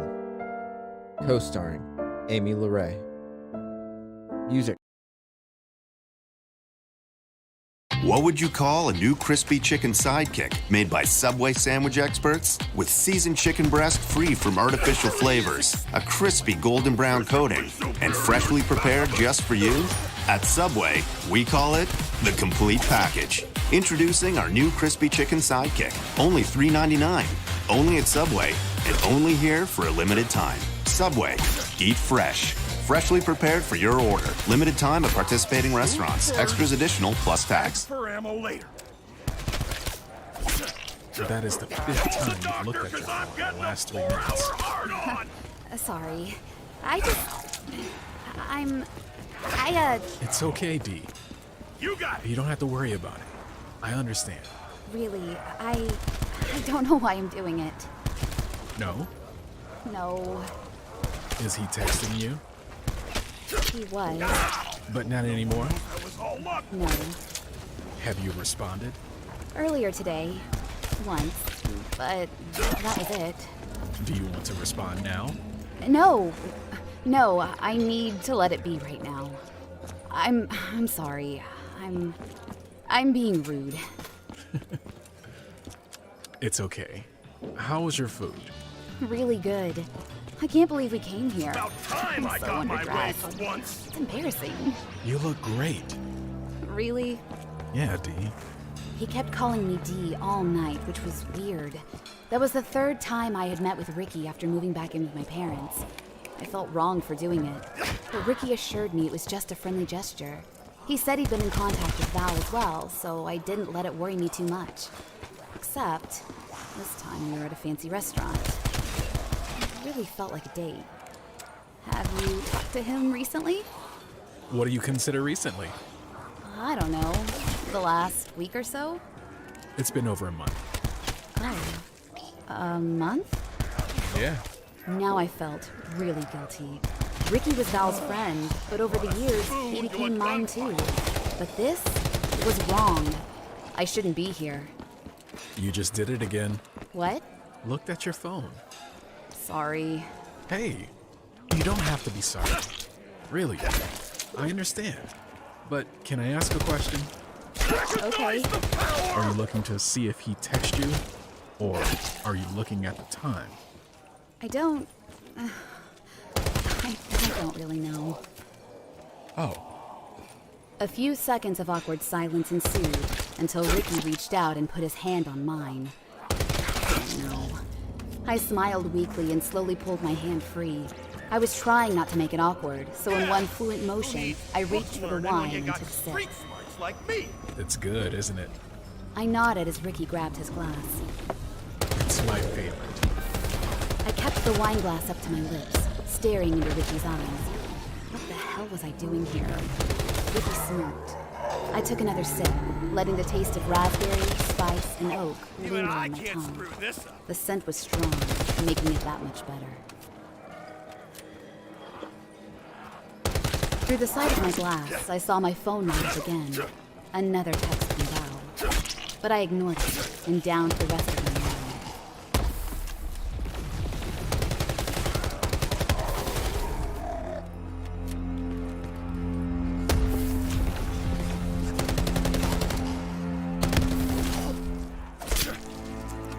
Seven Lamb Productions presents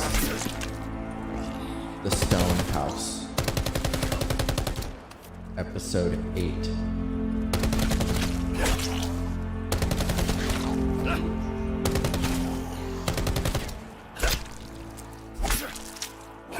I'm really doing it. I mean, yeah, I'm a badass.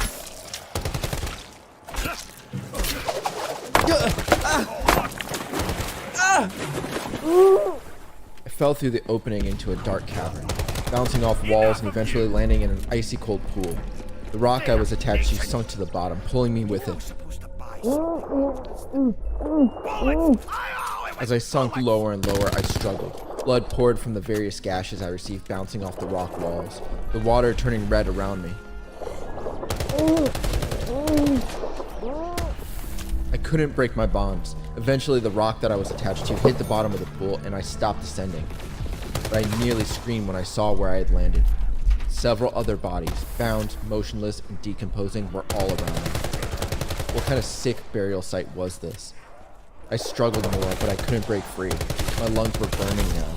I looked up to see just a bit of light reflecting on the surface. If I didn't do something quick, I would die here, just like the people around me. I looked around the bottom of the pool. The water was clear, but there was nothing to use. I spun around, tossing my head back to clear my hair from my eyes. I had an idea. I kicked vigorously to reach the rock wall of the pool. I pressed my back and arms against it, feeling. When I found a sharp crevice, I put my wrist against it where the rope wrapped around. I thrust my arms up and down, trying to cut the rope. It wasn't easy, and I couldn't even tell if it was working, but I had to keep going. My lungs were about to burst. If I knew I would be plunged into this icy pool, I would have taken a bigger breath, but everything happened so fast. Eventually, I felt the rope giving way. It was working. I kept running my arms against the sharp rock as fast as I could underwater and behind my back. And after another agonizing 20 seconds, the rope fell loose, freeing my hands. But time was running out. My vision was starting to blur. I wanted to open my mouth. I wanted to gasp for air, but I couldn't. I reached down and grabbed the rope around my ankle, searching for the knot. Eventually, I found it and quickly pulled and twisted, trying to free myself. But as more time went on, the weaker I became. The more my vision began to blur, the darker things got. Don't, Val. Don't give up. Not yet. But I couldn't get my legs free. That's when I noticed the woman's body across from me, her long dark hair floating freely above her, her complexion pale, her body weightless. I noticed her face, which looked soft around the cheeks, but wrinkled and worn around her eyes, her lifeless white eyes staring at me. And right next to her, a young girl. Oh God. No, not here, Val. You're not gonna die here. I summoned the last bit of strength I had to reach down and yank off my shoes. They plunged to the bottom of the pool while I twisted my feet and yanked, eventually pulling free. I could barely see now. I could feel myself about to black out. No, I swam for the top, towards the glimmering light, scrambled for it, pushing the water behind me as fast as I possibly could until...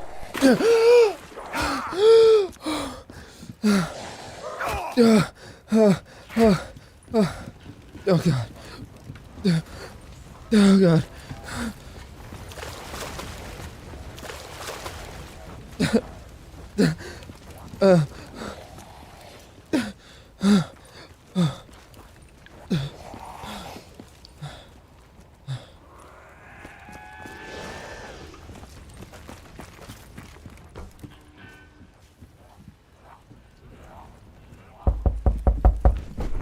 What?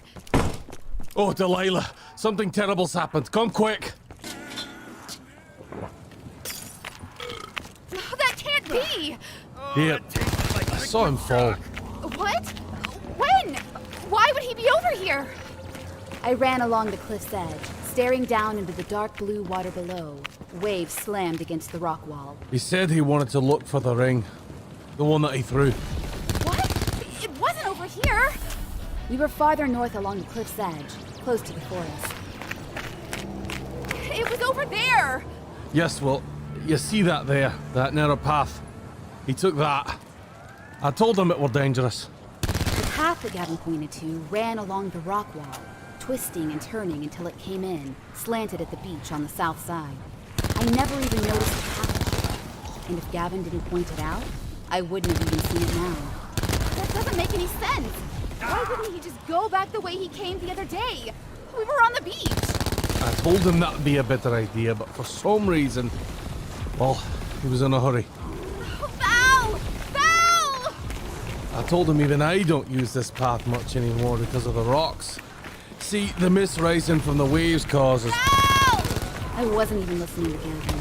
I just kept searching the water. I have to get down there! Delilah, wait.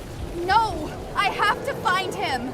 Yes, I understand your concern. Why do you think I rushed to get you? I heard his yelling and I ran over and he wasn't there. So you didn't see him fall? No, but I can infer. I thought you didn't presume! Do you see him, dear? I have to get down there!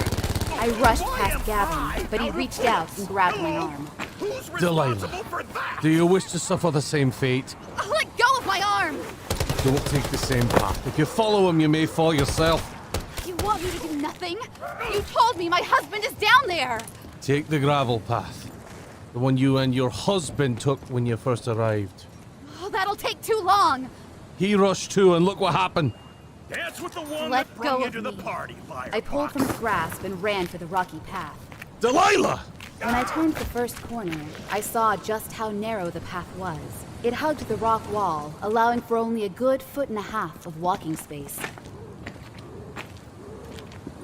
Several old hooped chains were attached in various spots, and I grabbed them, holding tight as I slowly descended. Val! Val! I kept my eyes on the churning water. Where could he be? Val! Val! As I continued my descent, I noticed the path was missing large chunks of rock, which I was forced to stretch or jump over. Wherever there was a chained handhold, I made sure to use it, but I always tested its sturdiness before putting all my weight in motion. The rock was slippery, and several times I almost fell. Why, Val? Why would you chance this? This path looked like it hadn't been used in decades. Val, where are you? I continued to get closer to the water.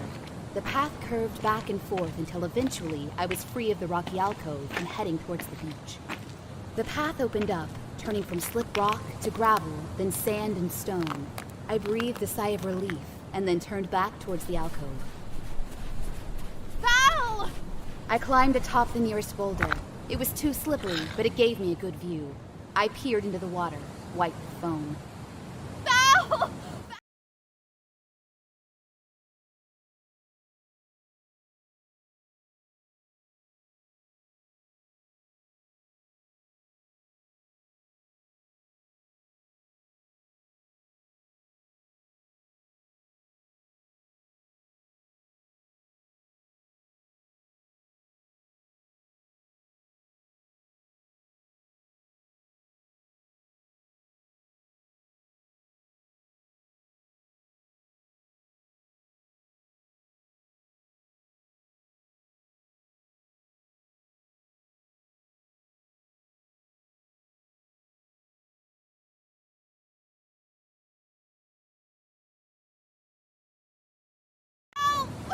Please! Val, where are you?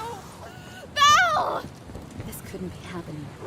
This had to be a dream, right? It had to be a dream. It had to be a nightmare. I had to wake up.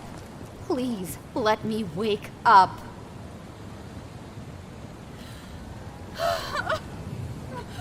Val! When I looked back up at the ledge, I could see Gavin there, peering down and shaking his head. I'm sorry, Delilah.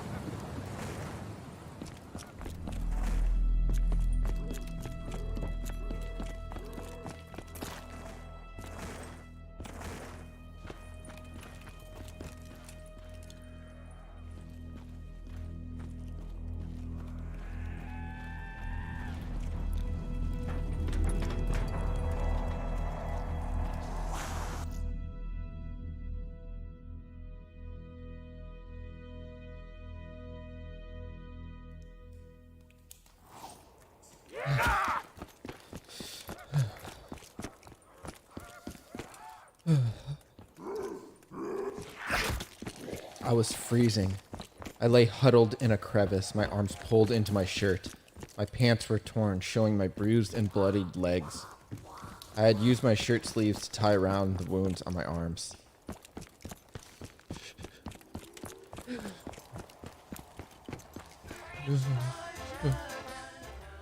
There was just enough light coming from a hole up above, but not the hole I fell through.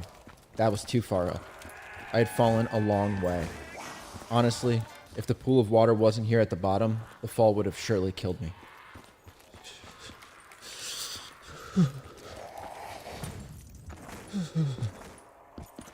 The cave I was in was small, but near the pool was a rock floor about 20 feet by 20 feet. There was no entrance to this cave, from what I could see. The only one being the hole I fell through. I couldn't believe this was happening. Who the hell was that guy? Did he know Gavin? Did they both live on this island? And if so, why did that strange guy just show up now? While I sat in my damp clothes, shivering uncontrollably, I couldn't help but think about Delilah. What was she thinking? What was she dealing with? I needed to do something. But my body was so torn up, so bruised and battered, so weak, that I couldn't do anything but sit here shaking. In fact, I had been unable and unwilling to move for what felt like hours. There were other bodies in that pool. I couldn't see them from where I sat, but I got a good look while underwater.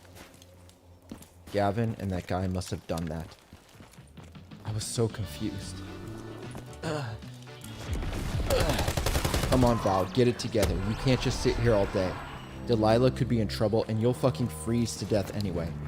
Get up and find a fucking way out. There has to be a way out. But when I tried to get up, my legs buckled. I slid back down onto the cold, wet rock. My legs were in too much pain and I felt dizzy. My head still throbbed. I'd bounced back and forth against rock on my tumble down here, and every inch of my body was in excruciating pain. Okay, Val. Okay. Never mind. Just take it easy. Give yourself some time. You've been through a lot. Just rest a bit more. Then you can look for a way out. Shut my eyes. Rest. Just rest. Just for a moment. That's all you need. You can get out of this. You have to. You have to.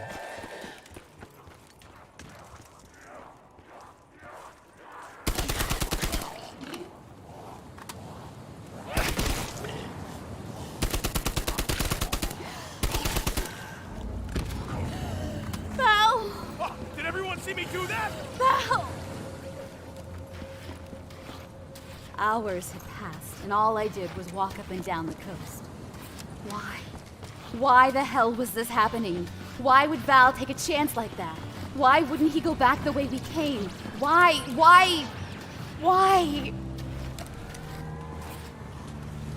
I turned around to see Gavin walking up.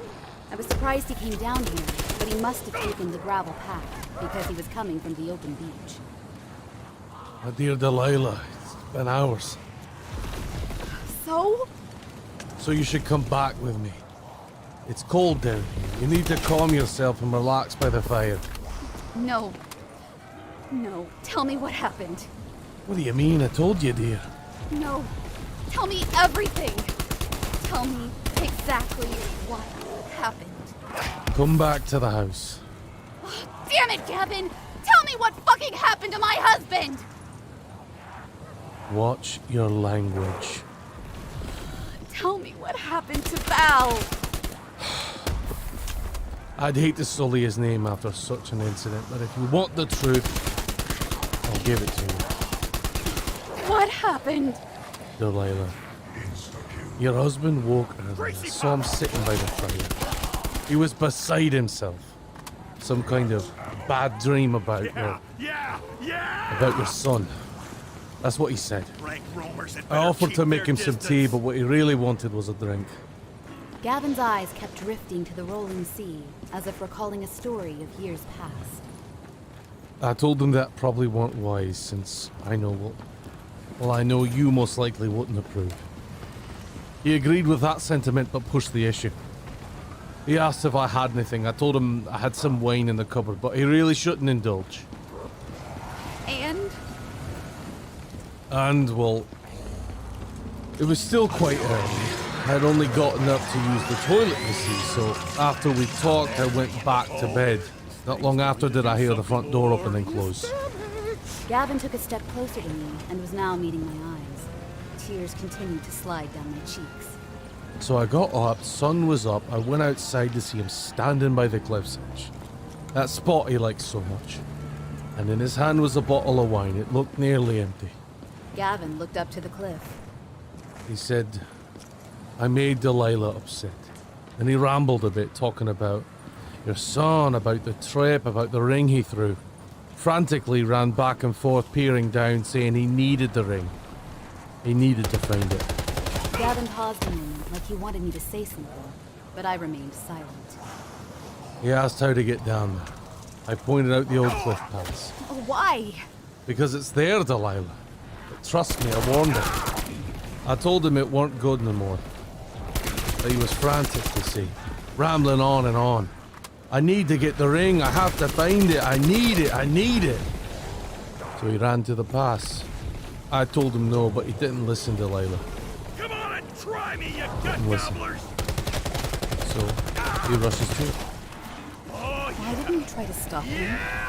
I did, dear. But it was too late. He was rushing. I told him to come back and use the other pass. I told him it was slick and unsteady, but he wouldn't listen at all. And then moments later, well, I looked for him, dear, but you gotta understand the water around here is harsh. You can't make mistakes like that. He took another step closer and grabbed my hand. I'm so very sorry. I am. I can't imagine what you're going through. With him so close, I just barely caught the scent of raspberry and spice. I didn't Gavin think have Samuel some wine J. too? Stellinger could get any louder. Because he didn't mention that.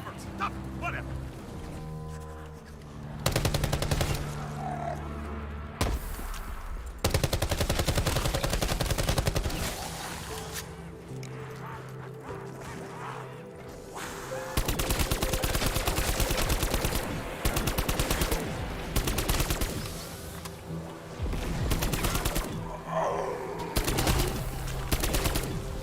I walked along the soft white sand towards the rolling surf. I saw Dee standing in the deep water. She turned to face me, the wind making her hair cling to her face. She smiled and brushed it aside. As I got closer, I noticed Hunter. He stood in front of her, facing away, facing the open ocean. His tiny hands reached down to slap her face as they rolled. Get dead! My happy place wasn't my happy place anymore. But why? Why couldn't I face it? Why couldn't I just let it be? I stood there on the wet sand, the water barely touching my toes before sliding back, preparing for the next wave. Dee looked my way again, this time holding her hair against her forehead. Her smile slowly turned to a frown. That's when I turned and walked away. Shouldn't be here. You shouldn't be here. You shouldn't be.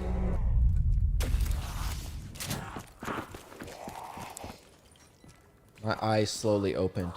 A drop of water hit me between my brows. I wiped it away and sat up, realization quickly setting in. Crate. Guess you're off to undermine freedom for your masters. I was in the cave I was cast down into. My body was still cold, sore, and shaking. How long was I out? I noticed my hands and fingers were blue. I rubbed them together. I needed to get my blood circulating, otherwise I would freeze in the spot. I forced myself up, using the wall to steady myself.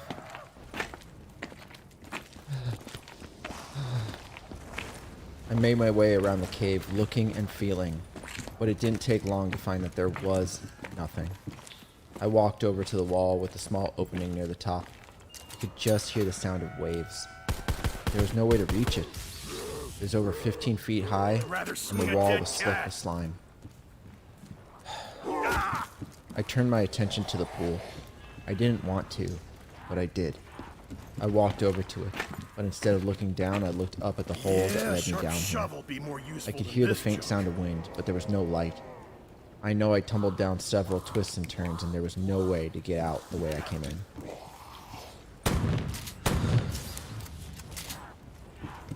Why was this happening? And who else? I stopped myself, but not for long. I had to see. I had to see who was down there. I took one more step forward and peered down into the crystal clear water of the pool. I trembled at the sight of the four bodies, each one bound and tethered. Four bodies. What looked to be two women and two men, just floating there below the surface about 10 feet down in suspended animation. Who were they? And why? Why were they down there? I had to turn away, feeling sick. Then I thought about Dee, and felt even worse. What about her? What would happen to her? I had to get out of here. I had to do something, but how? I was, as Gavin had put it earlier, trapped.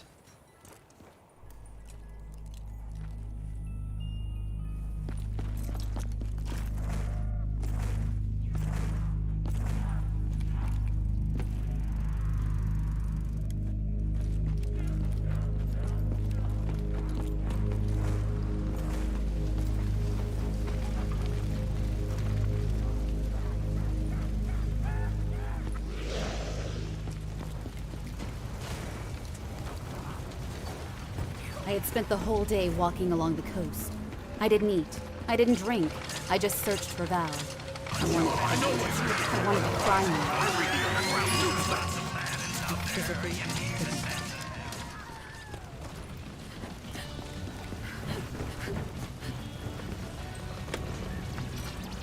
I heard someone. I turned to see Noah leaning against one of the wooden chairs. He stared at me, rocking gently on the balls of his feet. Like always, he was silent. Hi, Noah. His gaze dropped to the air. Noah, did you see what happened to Val?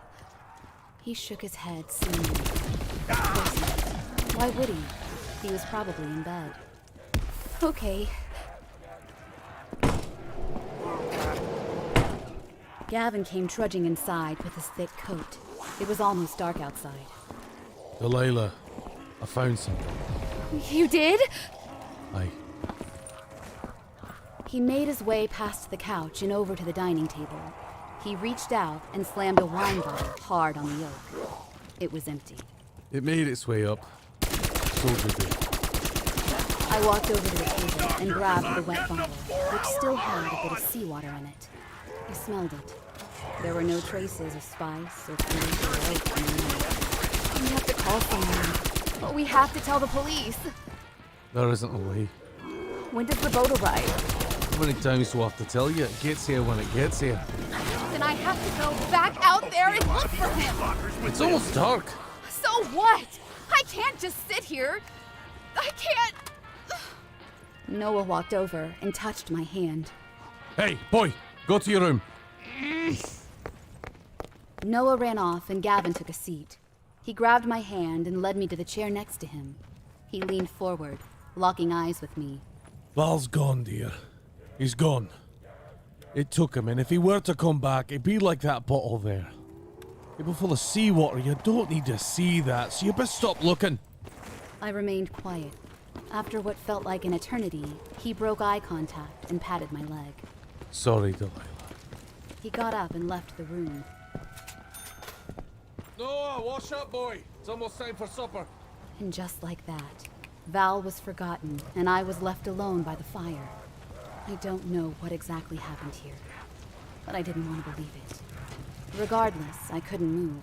I just wanted to curl up into a ball and die. That was the same pain I felt that day. The pain I never wanted to feel again.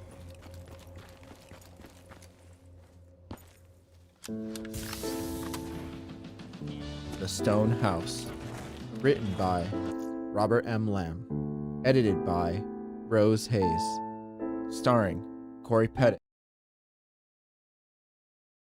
What would you call a new crispy chicken sidekick made by Subway sandwich experts? With seasoned chicken breast free from artificial flavors, a crispy golden brown coating, and freshly prepared just for you? At Subway, we call it the complete package. Introducing our new crispy chicken sidekick. Only $3.99. Only at Subway, and only here for a limited time. Subway. Eat fresh. Freshly prepared for your order. Limited time at participating restaurants. Extras additional plus tax. Hey everyone, if you're enjoying the podcast, don't forget to rate and review.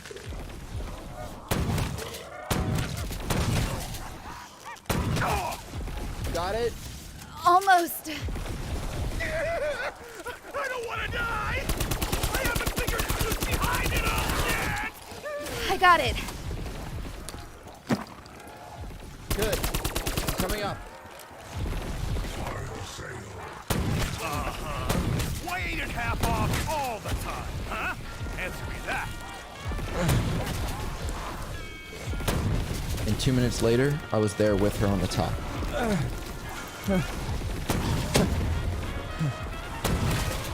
There we go. Here's a cake. I don't know about that. You alright? Yeah, I'm fine. Delilah took a seat on a rock overlooking the beautiful scenery of Yosemite Valley. Stupid skin munchers! Look at that view. Gorgeous. I went back to the ropes and pulled up my bag. They want me dead!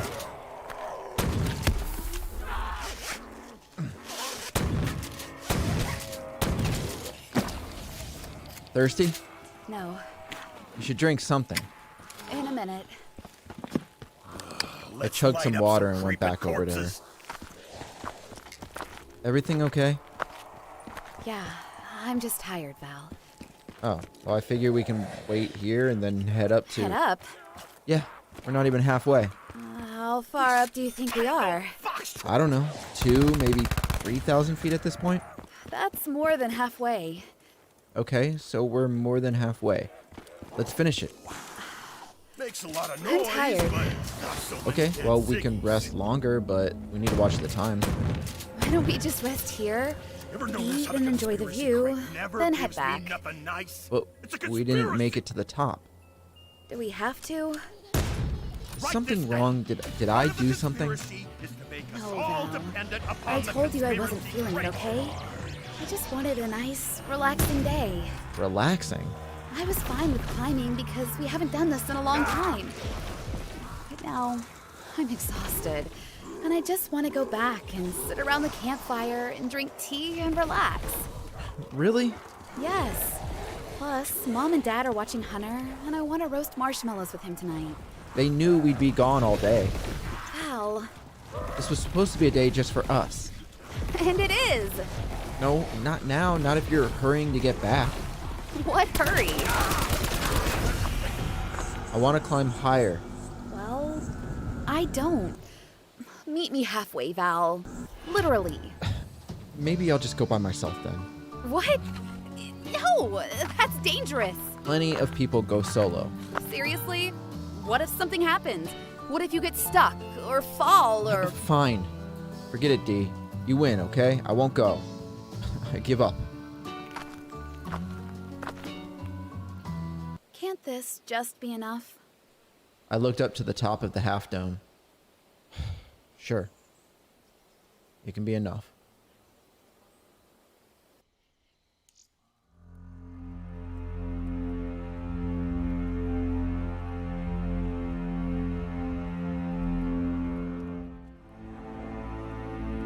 Seven Lamb Productions presents The Stone House,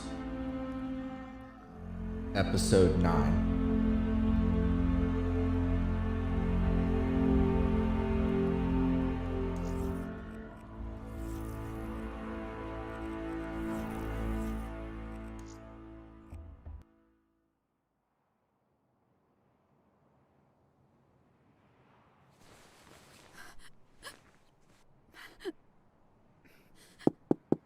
Yes.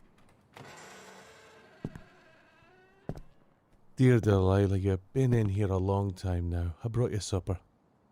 I'm not hungry, Gavin. He had tried to get me to have dinner with him and Noah earlier, but I couldn't eat. Instead, I sat in my room, replaying the last few days in my head. What the hell was going on? You gotta eat something. Really, I can't. He held a plate of eggs and bread and potatoes. I can't. I'll put it here anyway. He put it on the bed next to me, his shadow now covering my whole body. I know you miss him. When's the boat coming, Gavin? I have to get to the police. I have to tell someone. I told you, dear. Enough! Please, I have to do something. I don't know what there is to do. Fine. Then I'll go back out there and look myself. Delilah, you'll freeze to death. It's dark and cold. You hear that wind out there? It's nasty. Nasty! You'll need to stay indoors and eat your food. I'm not hungry. Normally I wouldn't let anyone eat from the table because we eat as a family here. Well, under the circumstances. There ain't no circumstances. Gavin! You tell me my husband fell to his death and I'm supposed to act all normal? No! No, I can't! I can't rest until I find him. Well, you ain't gonna find him. What? I mean to say he's probably drifted out to sea, dear. Well, the bottle came back. Is that what you want to see? His bloated body laying down there like some beached whale, is that it? I want to find my husband. But you won't. I didn't like the way he said that. Then it looks like I'll be missing a lot of family dinners. You won't be doing that either. I didn't realize Gavin was so tall until now. He towered over me, looking down at me with glaring eyes. Remember, dear Delilah, as long as you live in my home, you follow my rules.